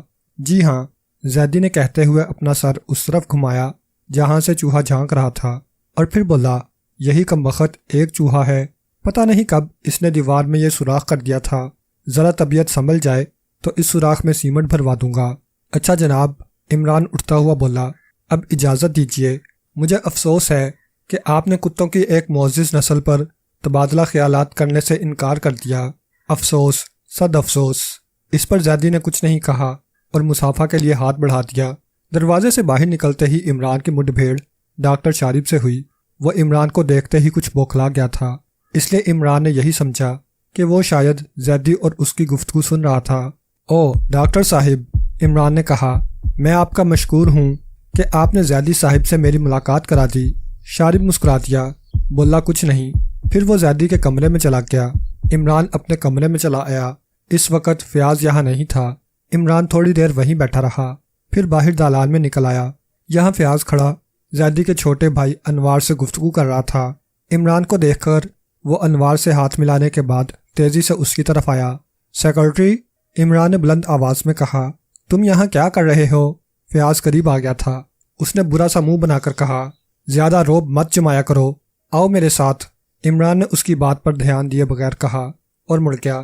اپنے کمرے میں پہنچ کر اس نے فیاض سے کہا، کیا باتیں ہو رہی تھیں انوار سے؟ کچھ نہیں، ایسی ہی رسمی قسم کی۔ اس نے پولیس ہاسپٹل فون کر کے معلوم کیا تھا کہ لاشیں کب واپس بھیجی جا رہی ہیں، پھر معلوم ہوا ہے کہ ابھی روانہ کی جانے والی ہیں، آدھے گھنٹے میں پہنچ جائیں گی۔ تم زیدی سے ملنے گئے تھے، کیا معلوم ہوا؟ بڑی عجیب بات پیارے فیاض، یعنی زیدی کی باتوں سے ظاہر ہوتا ہے کہ اس نے اپنا بیمہ نہیں کرایا۔ او، فیاض ہونٹ سکوڑ کر رہ گیا۔ اور دلچسپ بات یہ ہے کہ لکی لائف انشورنس کے جنرل مینیجر کے بیان کے مطابق بیمے کے کاغذات پر جو دستخط ہیں وہ زیدی ہی کے ہیں۔ یہ تمہیں کیسے معلوم ہوا؟ صبور نے بتایا تھا، صبح میں نے اسی سے فون پر بات کی تھی، لیکن اسے اس بات کا یقین کیسے ہوا کہ بیمے کے کاغذات پر زیدی ہی کے دستخط ہیں؟ یہ میں نے معلوم نہیں کیا، معلوم کرنا چاہیے تھا، فیاض نے اس انداز میں کہا جیسے عمران نے یہ معلوم نہ کر کے بہت بڑی غلطی کی ہو۔ عمران نے اسے گھور کر دیکھا لیکن بولا کچھ نہیں۔ پھر وہ رات کافی دیر تک جاگتے گزری۔ طاہرہ اور ملازمہ کی لاشیں مل گئی تھیں، ان کے کفن دفن میں کافی سے زیادہ وقت لگ گیا تھا، تقریباً رات کے 2 بجے واپسی ہو سکی۔ فیاض اور عمران بھی جنازے کے ساتھ گئے تھے۔ سوتے وقت عمران نے فیاض سے کہا، شاید یہ کیس جلد ختم نہ ہو سکے۔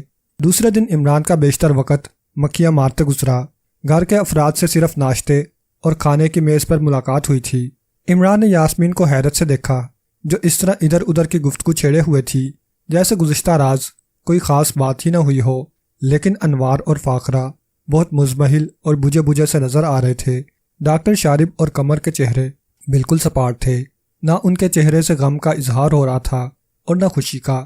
دوپہر کے کھانے کے بعد انوار نے کفایتاً عمران سے کہا کہ اب وہ وہاں سے چلا جائے کیونکہ اس کا مقصد پورا ہو چکا ہے، یعنی زیدی سے ملاقات، اور عمران نے بھی باتوں باتوں میں یہ ظاہر کر دیا تھا کہ وہ کل دوپہر تک وہاں سے چلا جائے گا۔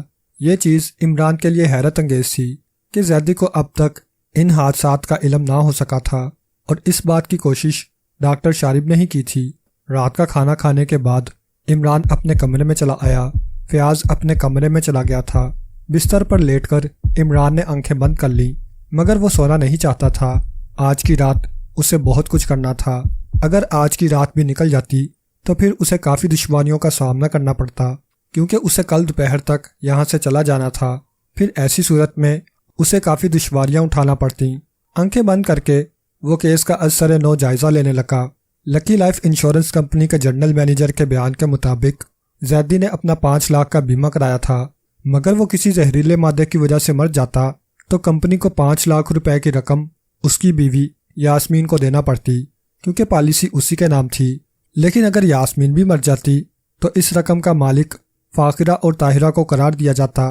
یہ بات مشکوک تھی کہ بیمے کے سلسلے میں زیدی خود سامنے نہیں آیا۔ پھر شبے میں مبتلا ہو کر کمپنی کے جنرل مینیجر صبور نے اپنی کمپنی کے ایک جاسوس فخری کو تحقیقات کرنے کے لیے مقرر کیا، مگر دوسرے ہی دن فخری کی لاش سمندر میں تیرتی ہوئی پائی گئی۔ غالباً کسی نے اسے قتل کر دیا تھا، مگر کیوں؟ اس سوال کا سیدھا سادہ جواب یہ تھا کہ شاید اس نے کوئی ایسی اہم بات معلوم کر لی تھی جو مجرم کو اندھیرے سے روشنی میں لے آتی، اس لیے مجرم نے اسے قتل کر دیا۔ پھر صبور ہی کی اما پر عمران پرنس آف ڈھم کے روپ میں وہاں آیا۔ عمارت میں داخل ہونے سے پہلے ہی کمپاؤنڈ میں اسے طاہرہ ملی اور اس نے اسے کہا کہ وہ وہاں سے چلا جائے ورنہ بے موت مارا جائے گا۔ تو کیا اسے معلوم تھا کہ مجرم اسے بھی جان سے مار دیں گے؟ عمران نے سوچا اگر واقعی اسے اس بات کا علم ہو گیا تھا تو پھر وہ مجرم کو بھی جانتی ہوگی، لیکن کسی وجہ سے مجرم کا نام ظاہر کر دینا اس کے لیے ناگزیر رہا ہوگا۔ پھر مجرم کو بھی اس بات کا علم ہو گیا کہ طاہرہ اس کے بارے میں جان گئی ہے، اس لیے اس نے اسی رات کو طاہرہ کو بھی ہمیشہ کے لیے خاموش کر دیا۔ لیکن شاید اسے اس بات کا علم نہ ہو سکا تھا کہ طاہرہ نے اپنی ملازمہ رشیدہ کو بھی کچھ بتا دیا ہے۔ پھر اس وقت جبکہ عمران رشیدہ سے پوچھ گچھ کر رہا تھا، اتفاقاً مجرم کا ادھر سے گزر ہوا، یا ممکن ہے وہ پہلے ہی سے عمران کی ٹوہ میں رہا ہو۔ بہرحال اس نے عمران اور رشیدہ کو گفتگو کرتے سنا اور رشیدہ کو بھی قتل کر دیا تاکہ عمران کو اس سے کچھ معلوم نہ ہو سکے۔ مگر یہاں عمران کو اپنے اس خیال میں جھول نظر آیا، اگر مجرم پہلے ہی سے رشیدہ کو قتل کرنے کا ارادہ نہیں رکھتا تھا تو اس کے پاس خنجر کہاں سے آ گیا؟ خنجر کی موجودگی تو اس بات کو ظاہر کرتی تھی کہ قاتل کچن کی طرف آیا ہی اس لیے تھا کہ رشیدہ کو خاموش کر دے۔ مگر عمران نے سوچا یہ بھی تو ہو سکتا ہے کہ قاتل نے عمران اور رشیدہ کی شروع کی گفتگو سنی اور پھر بعد میں خنجر لے کر آیا ہو۔ یہی بات ممکن تھی، تو پھر یہ سمجھ لینا پڑے گا کہ مجرم کو پہلے ہی سے اس بات کا علم تھا کہ رشیدہ بھی اس کے بارے میں جانتی ہے۔ لیکن اگر اسے اس بات کا علم تھا تو اس نے رشیدہ کو پہلے ہی کیوں نہ ختم کر دیا؟ ان تمام باتوں کا جائزہ لینے کے بعد عمران مقصد جرم کے متعلق سوچنے لگا، آخر ان جرائم سے مجرم کا مقصد کیا ہو سکتا ہے؟ لیکن مقصد کچھ بھی سمجھ میں نہ آ سکا۔ پھر عمران کو اس آدمی کا خیال آیا جس نے گمنام خط کے ذریعے اس بات کا اظہار کیا تھا کہ زیدی کو آہستہ آہستہ زہر دیا جا رہا ہے۔ آخر وہ خط بھیجنے والا کون ہو سکتا ہے؟ یہی سب کچھ سوچتے سوچتے عمران دفعتاً چونک پڑا۔ دور کسی گھڑیال نے اپنی باروب آواز کے ساتھ 1 بجنے کا اعلان کیا تھا۔ عمران نے بستر چھوڑ دیا، اپنا چھوٹا سا اٹیچی کیس کھول کر اس میں سے 2 ریوالور اور 2 سیاہ نقاب نکالے اور کمرے سے باہر آ گیا۔ راہداری بالکل تاریک تھی۔ وہ دبے قدموں چلتا ہوا فیاض کے کمرے کے سامنے پہنچا اور آہستہ سے دستک دی۔ کوئی جواب نہ ملا، مگر تیسری بار دستک دینے پر اندر سے فیاض کی بھرائی ہوئی آواز سنائی تھی۔ کون ہے؟ میں ہوں، عمران نے آہستہ سے کہا۔ چند لمحے بعد قدموں کی آواز آتی ہوئی سنائی تھی اور پھر دروازہ کھل گیا۔ فیاض شب خوانی کے لباس میں کھڑا حیرت سے عمران کی طرف دیکھ رہا تھا۔ چلو کپڑے پہنو جلدی سے، عمران نے کہا۔ کیوں؟ کیا بات ہے؟ رات بہت اندھیری ہے اور ایسی راتوں میں میرا دل چاہتا ہے کہ باہر نکل کر ٹہلا کروں۔ پھر فیاض نے کچھ نہیں کہا۔ اتنے دن وہ عمران کے ساتھ رہا تھا، اب کیا یہ بھی نہ سمجھتا کہ عمران اسے فی الحال کچھ بتانا نہیں چاہتا؟ بہرحال 10 منٹ میں وہ کپڑے پہن کر تیار ہو گیا۔ عمران نے اسے نقاب دی تاکہ وہ اسے اپنے چہرے پر لگا لے اور پھر ریوالور دیتا ہوا بولا، چلو کھڑکی سے باہر نکلو۔ فیاض کچھ کہے بغیر اپنے کمرے کی کھڑکی کی طرف بڑھ گیا۔ عمران نے دروازہ اندر سے بند کر لیا۔ پھر وہ دونوں کھڑکی کے ذریعے باہر کمپاؤنڈ میں آ گئے۔ رات کی سیاہی بہت گہری تھی۔ عمران فیاض کا ہاتھ پکڑ کر ایک طرف بڑھنے لگا۔ اس نے بھی اپنا چہرہ نقاب میں چھپا لیا۔ کیا ارادہ ہے؟ فیاض منمنایا، لیکن جواب دینے کی بجائے عمران اسے تیزی سے ایک پودے کی آڑ میں گھسیٹ لے گیا۔ ذرا ہی سے فاصلے پر اسے ایک آدمی کا سایہ نظر آیا تھا۔ فیاض نے دم سانس لیا۔ شاید اس نے بھی اس سائے کو دیکھ لیا تھا۔ یہ بنگلے کا عقبی حصہ تھا اور جس جگہ عمران اور فیاض موجود تھے وہاں سے کمرے کی کھڑکیاں صاف دکھائی دے رہی تھیں۔ عمران نے اس سائے کو ایک کھڑکی کی طرف بڑھتے دیکھا۔ کیا تمہیں اس بات کا علم تھا کہ آج کچھ ہونے والا ہے؟ فیاض نے سرگوشی کی۔ نہیں۔ پھر؟ فیاض نے کہا۔ پھر یہاں کیوں آئے تھے؟ میرا ارادہ تھا کہ اس گھر کے ہر فرد کے کمرے کی تلاشی لوں گا۔ او۔ فیاض خاموش ہو گیا۔ عمران کی نظریں بدستور اسی سائے پر جمی ہوئی تھیں جو اب ایک کھڑکی پر چڑھ رہا تھا۔ گرمیوں کے دن تھے اس لیے ہر کمرے کی کھڑکی کھلی ہوئی تھی۔ صرف وہ کھڑکی بند نظر آئی جو زیدی کے کمرے کی تھی۔ اب وہ سایہ کھڑکی کے ذریعے کمرے میں داخل ہو چکا تھا۔ یہ کس کا کمرہ ہے؟ فیاض بڑبڑایا۔ شاید اینٹوں کا ہے۔ آؤ، عمران نے کہا اور رینگتا ہوا اس کمرے کی طرف بڑھنے لگا۔ فیاض اس کے ساتھ تھا۔ کھڑکی کے قریب پہنچتے ہی انہیں اندر سے ایسی آواز سنائی دی جیسے دو آدمی لڑ پڑے ہوں، اور پھر کسی آدمی کی گھرراہٹ نما آواز سنائی دی جو ڈاکٹر شارب کے علاوہ اور کسی کی نہیں ہو سکتی تھی۔ پھر خاموشی چھا گئی۔ اچانک فیاض اٹھ کھڑا ہوا۔ ایسا لگا جیسے وہ بھی کھڑکی سے کمرے میں گھس پڑنا چاہتا ہو، لیکن عمران نے اس کا ہاتھ پکڑ کر گھسیٹ لیا اور پھر دانت پیستا ہوا بولا، دماغ خراب ہو گیا ہے کیا؟ خاموش رہو ورنہ سارا کھیل گڑبڑ ہو جائے گا۔ کمرے میں جو کچھ ہونا تھا وہ تو ہو ہی چکا ہوگا۔ فیاض کچھ بدبدا کر رہ گیا۔ پھر چند لمحے بعد کھڑکی پر پھر کسی کا سایہ نظر آیا اور عمران فیاض کے ساتھ دیوار سے چپک کر کھڑا ہو گیا۔ وہ سایہ آہستہ سے باہر کودا اور پھر ایک طرف بڑھنے لگا۔ عمران اور فیاض اس کے تعاقب میں تھے۔ 1 منٹ بعد وہ سایہ پھر ایک کمرے کی کھڑکی کے پاس رکا۔ عمران اور فیاض اس سے چند ہی گز کے فاصلے پر تھے اور اب ان دونوں نے اپنی جیبوں سے ریوالور نکال لیے تھے۔ سایہ کھڑکی پر چڑھ گیا۔ عمران اور فیاض چند قدم آگے بڑھے اور پھر اچانک انہیں ایسا لگا جیسے ان کے ریوالور ہوا میں اڑ گئے ہوں، اور پھر ان دونوں ہی نے اپنی کمر پر کسی سخت سی چیز کا دباؤ محسوس کیا جو غالباً ریوالور ہی تھے۔ خبردار! ایک نسوانی اور بھرائی ہوئی آواز سنائی دی اور ان دونوں نے اپنے ہاتھ اوپر اٹھا دیے۔ آواز سن کر وہ سایہ چونکا اور تیزی سے کھڑکی سے نیچے کود آیا۔ کون ہے؟ اس نے بھی بھرائی ہوئی آواز میں کہا۔ یہ کوئی مرد تھا۔ میں ہوں، عمران کی پشت سے کہا گیا۔ او خوب، تو کیا کوئی پھنس گیا ہے؟ ہاں۔ عمران اور فیاض بالکل خاموش رہے۔ آوازوں کی وجہ سے عمران صرف عورت کو پہچان سکا تھا، لیکن مرد شاید اپنی آواز بدل لینے پر بہت ہی زیادہ قادر تھا۔ اس مرد نے بھی اپنا ریوالور نکال لیا اور پھر عمران اور فیاض کو وہی سب کچھ کرنا پڑا جو انہیں حکم دیا گیا۔ وہ مرد اور عورت عمران اور فیاض کو اسی کھڑکی کے ذریعے کمرے میں لے گئے۔ یہاں تاریکی تھی، لیکن پھر اچانک ایک ہلکی سی چٹ کی آواز سنائی دی اور کمرہ روشن ہو گیا۔ عمران اور فیاض کے سامنے ایک نقاب پوش مرد کھڑا تھا اور اس کے برابر میں یاسمین، زیدی کی بیوی۔ ان دونوں کے ہاتھوں میں ریوالور تھے۔ عمران ایک طویل سانس لے کر رہ گیا۔ پھر اس نے کمرے میں چاروں طرف نظر دوڑائی۔ غالباً وہ اپنے بچاؤ کا کوئی راستہ تلاش کرنا چاہتا تھا۔ نقاب پوش نے ایک ہلکا سا کہکا لگایا اور یاسمین کے ہاتھ سے ریوالور لیتا ہوا بولا، ڈارلنگ، ان حضرات کے چہرے پر نقاب کچھ اچھی نہیں لگ رہی۔ یاسمین اس کا مطلب سمجھ گئی تھی۔ وہ مسکراتی ہوئی آگے بڑھی، لیکن اس نے اس بات کا خیال رکھا تھا کہ نقاب پوش اور عمران کے درمیان میں نہ آنے پائے۔ سب سے پہلے عمران ہی کے چہرے سے نقاب ہٹائی گئی اور نقاب پوش سیٹی بجا کر بولا، آہا، پرنس آف ڈھمپ۔ اس کا لہجہ طنزیہ تھا اور پھر اس نے یاسمین سے کہا، تب تو یہ دوسرا آدمی یقیناً پرنس کا سیکرٹری ہوگا۔ پھر فیاض کے چہرے سے بھی نقاب اتار دی گئی۔ اب تم اپنی نقاب بھی اتار دو پیارے نقاب پوش۔ عمران بولا، ضرور ضرور، میں تمہاری اس خواہش کا احترام کروں گا۔ یہ لو۔ اور نقاب الٹتے ہی فیاض کے منہ سے بے اختیار تحیر آمیز سیٹی نکل گئی۔ سامنے قمر کھڑا ہوا مسکرا رہا تھا۔ اور کوئی خواہش؟ قمر مسکراتا ہوا بولا، دوسری خواہش یہ ہے کہ میں تم دونوں کو رقص کرتے ہوئے دیکھوں۔ عمران نے سنجیدگی سے کہا۔ ویسے وہ سوچ رہا تھا کہ بچاؤ کرنا اب مشکل ہی ہوگا۔ اگر وہ چاہتا تو سنگ آرٹ کا مظاہرہ کر کے بچ سکتا تھا، لیکن اس صورت میں فیاض کو بچانا ممکن نہیں تھا۔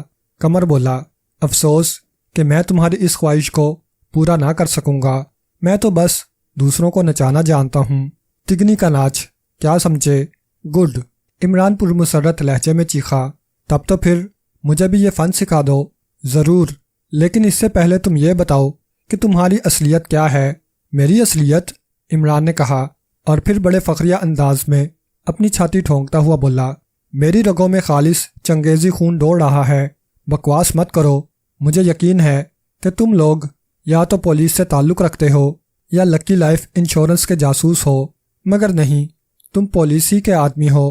اگر ایسا نہ ہوتا تو کل جب میں نے انسپیکٹر کو بتایا تھا کہ تم نے ابھی کسی آدمی سے فون پر قتل کے متعلق گفتگو کی ہے تو وہ یقیناً شعبے میں تمہیں گرفتار کر لیتا، مگر ایسا نہیں ہوا، اس لیے تم یقیناً پولیس کے آدمی ہو۔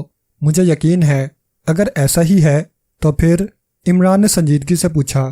پھر یہ کہ قمر کچھ کہتے کہتے رکا اور پھر مسکرانے لگا۔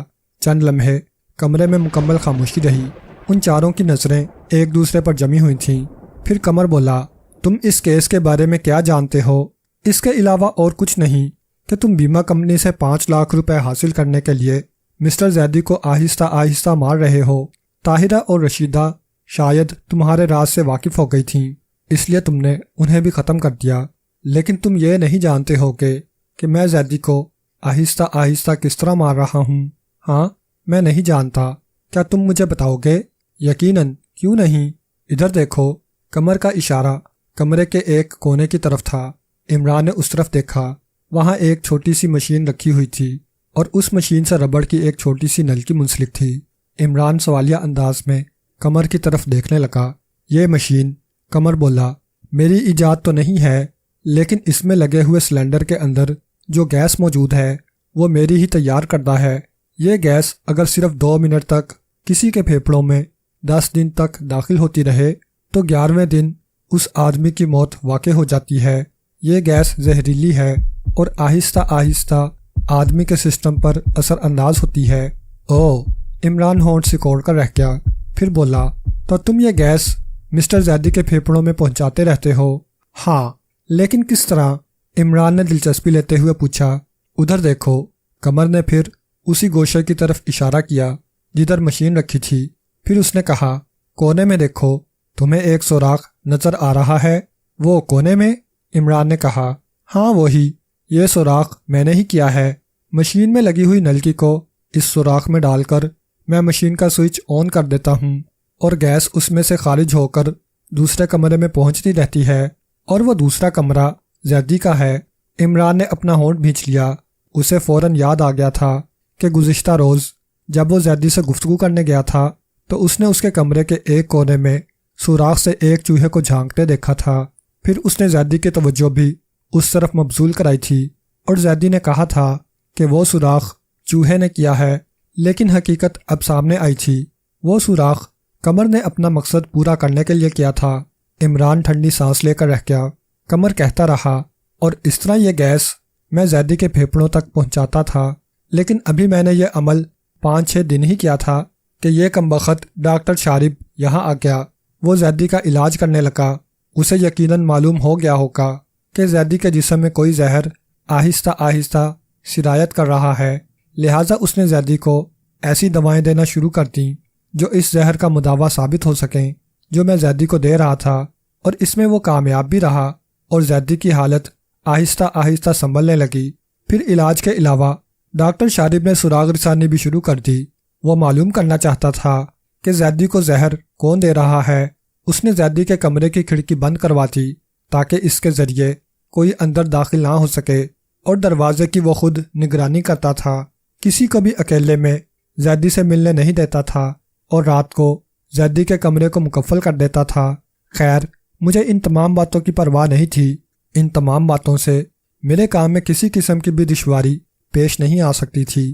میں بہرحال اپنا کام کر گزرتا، بس مجھے اپنے پروگرام میں تھوڑی سی تبدیلی کرنا پڑی، یعنی میں زیدی کو روزانہ 2 منٹ کا ڈوز دیتا تھا، اس کی مقدار بڑھا دی جاتی، یعنی 2 منٹ کی بجائے 4 منٹ۔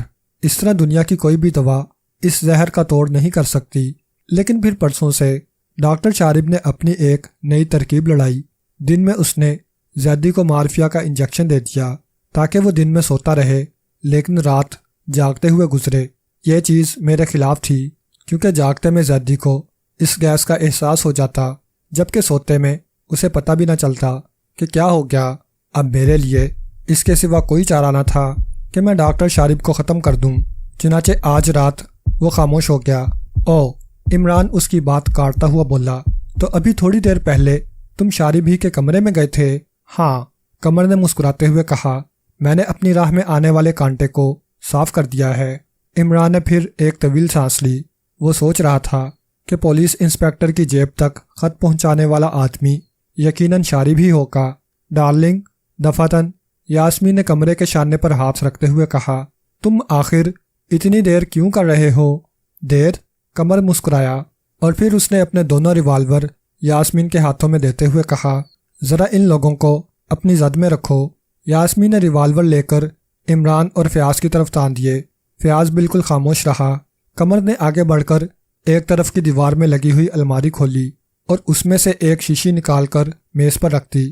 شیشی میں سفید رنگ کی کوئی سیال شے تھی۔ پھر قمر نے انجیکشن لگانے کی ایک سرنج نکالی اور اس میں وہ سیال شے بھرنے لگا۔ عمران اس کی طرف غور سے دیکھ رہا تھا۔ ڈرو مت، قمر مسکراتا ہوا بولا، یہ زہر نہیں ہے۔ عمران لاپرواہی سے اپنے شانوں کو جنبش دے کر رہ گیا۔ فیاض کا چہرہ سفید پڑ گیا تھا۔ سرنج میں وہ سیال شے بھرتے ہوئے قمر سوچ رہا تھا، بس ایک ایک انجیکشن اس دوا کا اور پھر یہ دونوں میرے قبضے میں ہوں گے۔ میں ان سے جو کچھ کہوں گا اس پر عمل کریں گے اور پھر ان کی موت بھی بیمہ کمپنی کے اس جاسوس کی سی ہوگی جس کی لاش پولیس کو سمندر میں تیرتی نظر آئی تھی۔ لوگ یہی سمجھیں گے کہ ان دونوں نے خودکشی کر لی۔ سرنج میں وہ سیال شے بھر کر قمر نے سوئی کو روئی سے صاف کیا اور پھر عمران کی طرف بڑھتا ہوا بولا، یہ بے ہوشی کی دوا ہے، تم چند گھنٹے کے لیے بے ہوش ہو جاؤ گے۔ اس عرصے میں اپنا کچھ کام کر لوں گا اور اس کے بعد تمہیں ہوش میں لا کر تمہاری قسمت کا فیصلہ کر دیا جائے گا۔ فیاض ہنکارا بھر کر رہ گیا۔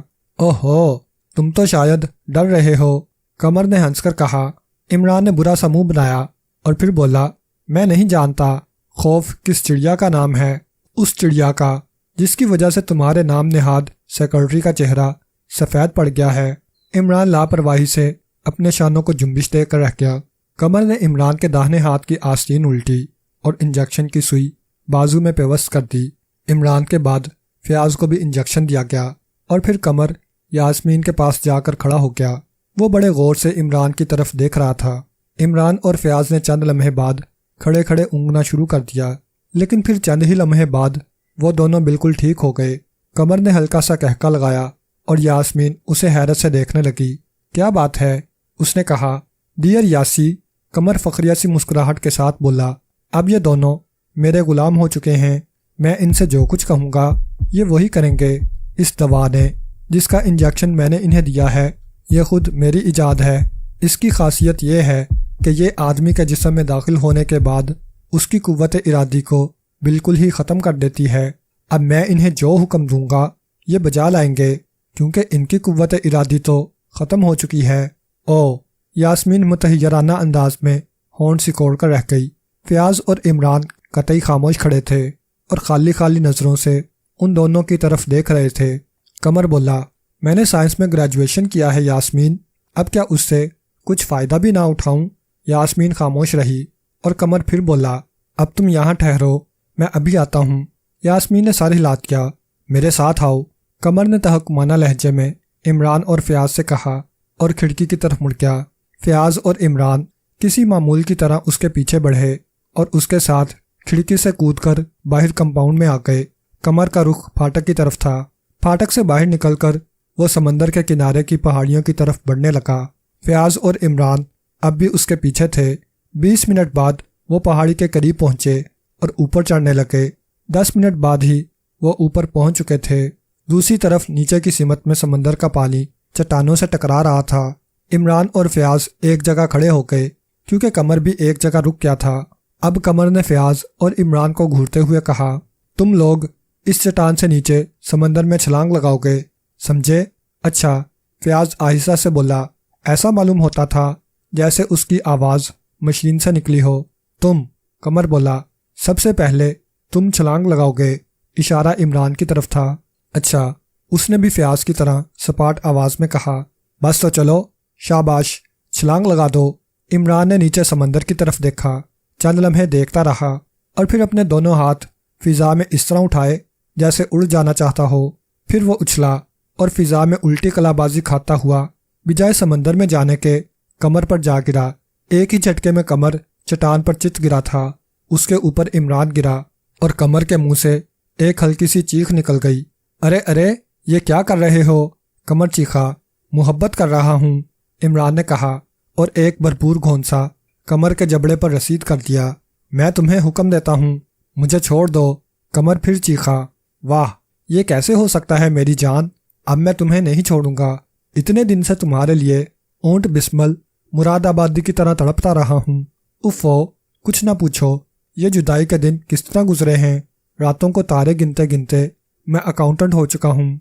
इमरान की बकवास जारी रही और इसके साथ ही उसके हाथ भी चलते रहे। कमर के मुंह से बार बार चीखें निकल रही थीं और फयाज हैरत से आंखें फाड़े इस मंजिर को देख रहा था। अचानक कमर ने अपने दोनों पैर सिकोड़े और इमरान की गर्दन पर रखकर अपनी पूरी कुव्वत से उसे दूसरी तरफ उछाल दिया। ये मस्ता चट्टान ज्यादा बड़ी नहीं थी। इमरान लुढ़कता हुआ उसके किनारे पर पहुंच गया। अगर वो 1 फुट भी और आगे बढ़ गया होता तो उसे समंदर की गहराइयां ही नसीब होती। कमर तेजी से अपनी जगह से उठा और फिर उसने इमरान पर छलांग लगा दी, लेकिन इतनी देर में इमरान संभल चुका था। वो तेजी से एक तरफ हट गया और कमर अपनी ही झोंक में चट्टान से नीचे लुढ़क गया। वो कातिल था और उसकी चीख बड़ी भयानक थी जो तेजी से दूर होती जा रही थी। फिर एक हल्के से धमाके की आवाज सुनाई दी। कमर बजाय समंदर में गिरने के नीचे की एक चट्टान से जा टकराया था। उसका जो हशर भी हुआ हो, सर के पर खच्चे उड़ गए होंगे। इमरान अपने होंठों पर जुबान फेरता हुआ नीचे झांकने लगा, लेकिन सिवाय तारीकी के और कुछ दिखाई न दिया। अगर इमरान एक लम्हे के लिए चौंका ना होता तो उसे ऐसी ही भयानक मौत नसीब होती जैसी कमर को हुई थी। फयाज बदस्तूर अहमकों की तरह मुंह फाड़े खड़ा था। इमरान ने मुस्कुराकर उसकी तरफ देखा और फिर बोला, माय डियर सुपर फयाज, मैं तुम्हें हुक्म देता हूँ कि सर के बल खड़े हो जाओ। अच्छा, फयाज ने कहा और फिर दूसरे ही लम्हे वो सचमुच सर के बल खड़े होने की कोशिश कर रहा था। इमरान का कहका दिल की गहराइयों से निकला था और फिर वो हाथ उठाकर बोला, बस बस मेरे शेर, रहने दो। फयाज फिर सीधा खड़ा होकर खामोशी से इमरान की तरफ देखने लगा। इमरान की समझ में नहीं आ रहा था कि वो क्या करे। कमर ने फयाज को जो इंजेक्शन लगाया था उसका असर अभी तक ज़ायल नहीं हुआ था और ख़ुद इमरान, उस पर तो उस दवा का असर सिरे से हुआ ही नहीं था। मुमकिन है इसकी वजह इमरान की मजबूत कुव्वत इरादी रही हो, जिसे ख़त्म कर देना शायद किसी ताकत के बस का रोग नहीं था। वो शुरू से अब तक एक्टिंग करता रहा था। जो उसने फयाज को करते देखा वैसा ही खुद भी करता रहा। वो देखना चाहता था कि कमर करना क्या चाहता है। फयाज बदस्तूर खामोश खड़ा था। इमरान ने ठंडी सांस लेकर कहा, मेरा ख्याल है मुझे तुम्हारे सर पर ब्रांडी की मालिश करना पड़ेगी। फयाज खामोश रहा। इमरान चंद लम्हे खामोश रहा और फिर बोला, आओ मेरे साथ, और फयाज उसके साथ साथ चलने लगा। पहाड़ी से नीचे उतरकर इमरान बंगले की तरफ चल पड़ा। 3 बजने वाले थे और स्याह रात सन्नाटे में डूबी हुई थी। बंगले के फाटक में इमरान बड़ी एहतियात से दाखिल हुआ। वो फयाज का हाथ पकड़े हुए था। एक लंबा चक्कर काटकर वो बंगले की पुश्त पर पहुंचा और फयाज के कमरे की खिड़की के पास रुक गया। चलो अंदर, उसने फयाज से कहा। फयाज ने बगैर कुछ कहे खिड़की पर हाथ रखे और उछलकर ऊपर पहुंच गया। दूसरे ही लम्हे वो कमरे के अंदर था। उसके पीछे ही इमरान भी अंदर दाखिल हुआ और फयाज से बोला, अब तुम बिस्तर पर लेटो और सो जाओ। जब तक मैं तुमसे ना कहूँ इस कमरे से ना निकलना, समझे? फयाज ने असबात में सर हिलाया और अपने बिस्तर पर लेट गया। इमरान चंद लम्हे फयाज की तरफ देखता रहा और फिर पलटकर खिड़की की तरफ आया। दूसरे ही लम्हे वो कंपाउंड में उस खिड़की की तरफ बढ़ रहा था जो कमर के कमरे की थी। यास्मीन कमरे में बेचैनी से इधर उधर टहल रही थी। इमरान ने थोड़ा सा सर ऊंचा करके अंदर झांका। उस वक़्त यास्मीन के हाथ में रिवाल्वर नहीं थे। उसने उन्हें मेज़ पर रख दिया था। इमरान ने खिड़की पर हाथ रखे और चंद सेकंड में उछलकर कमरे के अंदर पहुंच गया। यास्मीन उसे देखकर चौंक पड़ी। उसके चेहरे पर हैरत के आसार नजर आए थे। फिर वो तेजी से उस मेज़ की तरफ झपटी जिस पर रिवाल्वर रखे थे। لیکن وہ عمران ہی کیا جو اسے ریوالور اٹھانے کا موقع دیتا۔ اس نے جھپٹ کر یاسمین کا بازو پکڑ لیا اور بولا، بس بس، اب زیادہ چالاکی دکھانے کی ضرورت نہیں ہے۔ یاسمین خوفزدہ نظروں سے اس کی طرف دیکھنے لگی۔ عمران نے دونوں ریوالور اٹھا کر اپنی جیب میں رکھے اور پھر یاسمین کا بازو چھوڑ دیا۔ وہ اپنے خشک ہونٹوں پر زبان پھیرتی ہوئی بستر پر بیٹھ گئی۔ وہ اس طرح ہانپنے لگی تھی جیسے 10-12 منزلیں طے کر کے آئی ہو۔ اب عمران اسے گھورتا ہوا بولا، تم مجھے وہ واقعات بتاؤ جو مجھے قمر سے معلوم نہیں ہو سکے۔ مجھے کچھ نہیں معلوم۔ یاسمین ہکلائی۔ اچھی بات ہے۔ عمران طویل سانس لے کر بولا، تب پھر میں بھی تم پر وہی نسخہ آزماؤں گا جو قمر نے مجھ پر آزمایا تھا۔ یاسمین کچھ نہ بولی اور عمران نے وہی الماری کھول کر اس میں سے وہ سفید دوا نکالی جو قمر نے اس کے اور فیاض کے بازو میں انجیکٹ کی تھی۔ یاسمین اس کی طرف خوفزدہ نظروں سے دیکھ رہی تھی، لیکن اس میں اتنی ہمت نہیں تھی کہ وہ وہاں سے اٹھ کر بھاگنے کی کوشش کرتی۔ عمران نے سرنج میں وہ دوا بھری اور یاسمین کی طرف بڑھا۔ نہیں نہیں، یاسمین خوفزدہ انداز میں ہاتھ اٹھا کر بولی، میں یوں ہی سب کچھ بتا دوں گی، اب بیکار ہے۔ عمران نے کہا، میں اب تم پر اعتبار کرنے کے لیے قطعی تیار نہیں۔ ممکن ہے تم مجھے کوئی غلط کہانی سنا دو۔ نہیں نہیں، میں بیکار بات ہے، عمران نے ہاتھ اٹھا کر کہا اور اس کا بازو پکڑ لیا۔ یاسمین کافی مچلی، لیکن عمران نے اسے انجیکشن لگا ہی دیا۔ پھر وہ اس سے چند قدم پیچھے ہٹ کر کھڑا ہو گیا۔ انجیکشن لگنے کے چند لمحے بعد ہی یاسمین نے اونگنا شروع کر دیا، لیکن پھر بمشکل 1 منٹ بعد ہی وہ سیدھی ہو کر بیٹھ گئی۔ اس کی آنکھیں پوری طرح کھلی ہوئی تھیں، لیکن چہرہ بالکل سپاٹ ہو گیا تھا۔ خوف کے تاثرات غائب ہو گئے تھے۔ عمران نے مطمئن انداز میں سر ہلایا، پھر اس سے ان تمام باتوں کے متعلق پوچھنے لگا جو اسے معلوم نہیں تھیں۔ یاسمین اس کے ہر سوال کا جواب بے چون چرا دے رہی تھی۔ عمران کو سبھی کچھ معلوم ہو گیا۔ یاسمین ایک غریب گھرانے کی لڑکی تھی۔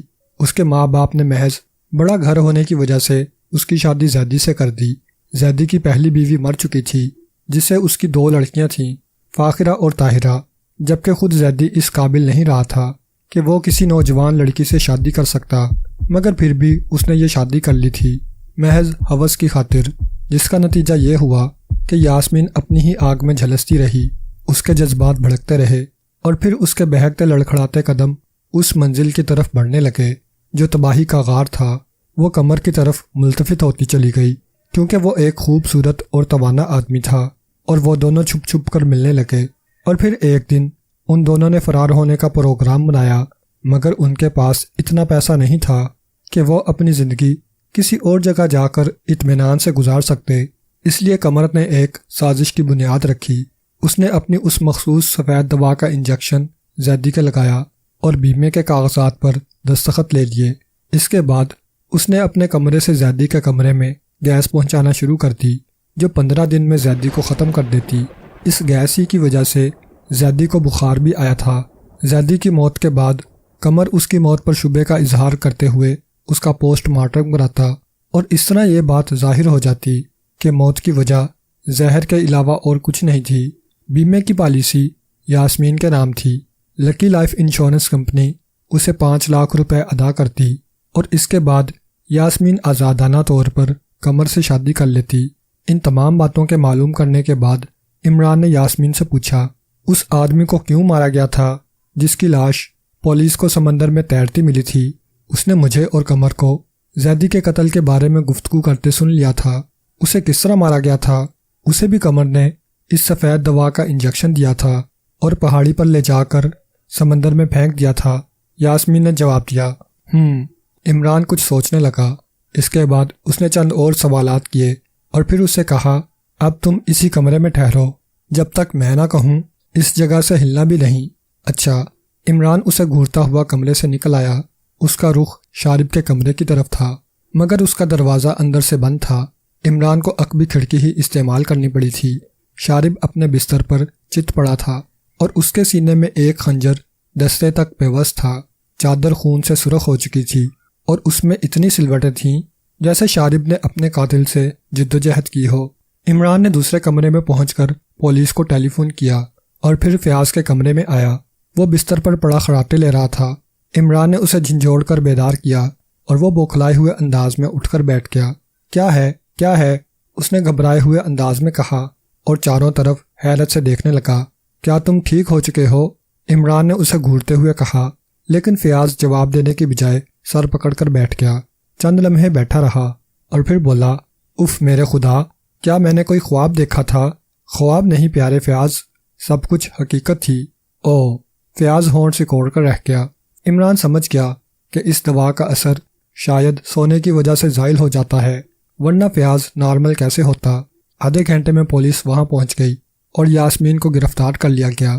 وہ اب بھی اسی دوا کے زیر اثر تھی، اس لیے اس نے پولیس کو بھی وہی بیان دیا جو عمران کو دے چکی تھی۔ اس ہنگامے میں گھر کے سارے افراد جاگ چکے تھے اور اس تمام کارروائی کو حیرت سے دیکھ رہے تھے۔ پھر عمران نے بھی اپنا بیان لکھوا دیا۔ اس کی رہنمائی میں پولیس اس پہاڑی تک گئی جہاں قمر فیاض اور عمران کو لے گیا تھا۔ وہاں پر اس کے گوشت کے لوتھڑے ایک چٹان پر پڑے پائے گئے تھے۔ قمر کا سر پاش پاش ہو کر وہاں بکھرا پڑا تھا اور باقی جسم ہڈیاں اور گوشت کا ڈھیر نظر آ رہا تھا۔ پولیس کی کارروائی میں صبح کے 11 بج گئے اور پھر جب پولیس وہاں سے جا چکی تھی، عمران اور فیاض بھی چلنے کے لیے تیار ہو گئے۔ انہوں نے زیدی کو بھی تمام حالات سے آگاہ کر دیا تھا۔ اس نے عمران کا شکریہ ادا کرتے ہوئے کہا، اگر آپ نہ ہوتے تو یہ گھر برباد ہو جاتا۔ اف میرے خدا، یہ سب میری ہی کوتاہیوں کا نتیجہ تھا۔ میں نے اپنے گھر کے ہر فرد کو مغربی طرز پر ڈھال لیا تھا، جس کا نتیجہ میرے سامنے آ چکا ہے۔ عمران نے اس پر کچھ نہیں کہا۔ پھر وہاں سے روانہ ہونے سے پہلے اس نے لکی لائف انشورنس کمپنی کے جنرل مینیجر کو فون کر کے اسے تمام حالات سے آگاہ کیا۔ پھر وہ اور فیاض وہاں سے چل پڑے۔ جب وہ دونوں بنگلے کے کمپاؤنڈ میں تھے، انہیں ایک نسوانی آواز سنائی دی اور وہ چونک کر مڑے۔ یہ فاخرہ تھی۔ وہ سر جھکائے ہوئے آگے بڑھی اور پھر ان کے قریب پہنچ کر اس نے عمران سے کہا، میں ان تمام باتوں کے لیے معافی چاہتی ہوں جو میں نے آپ سے کی تھیں۔ معاف کیجیے گا، میں آپ کو پہچانا نہیں۔ عمران نے کہا، جی؟ فاخرہ ہکا بکا رہ گئی۔ عمران نے فیاض کا ہاتھ پکڑا اور تیزی سے اپنی اس گاڑی کی جانب بڑھتا چلا گیا جو آج ہی اس نے یہاں منگوائی تھی۔ فاخرہ حیرت سے منہ پھاڑے اسے گھورتی ہوئی اپنی جگہ کھڑی رہ گئی۔ ختم شد۔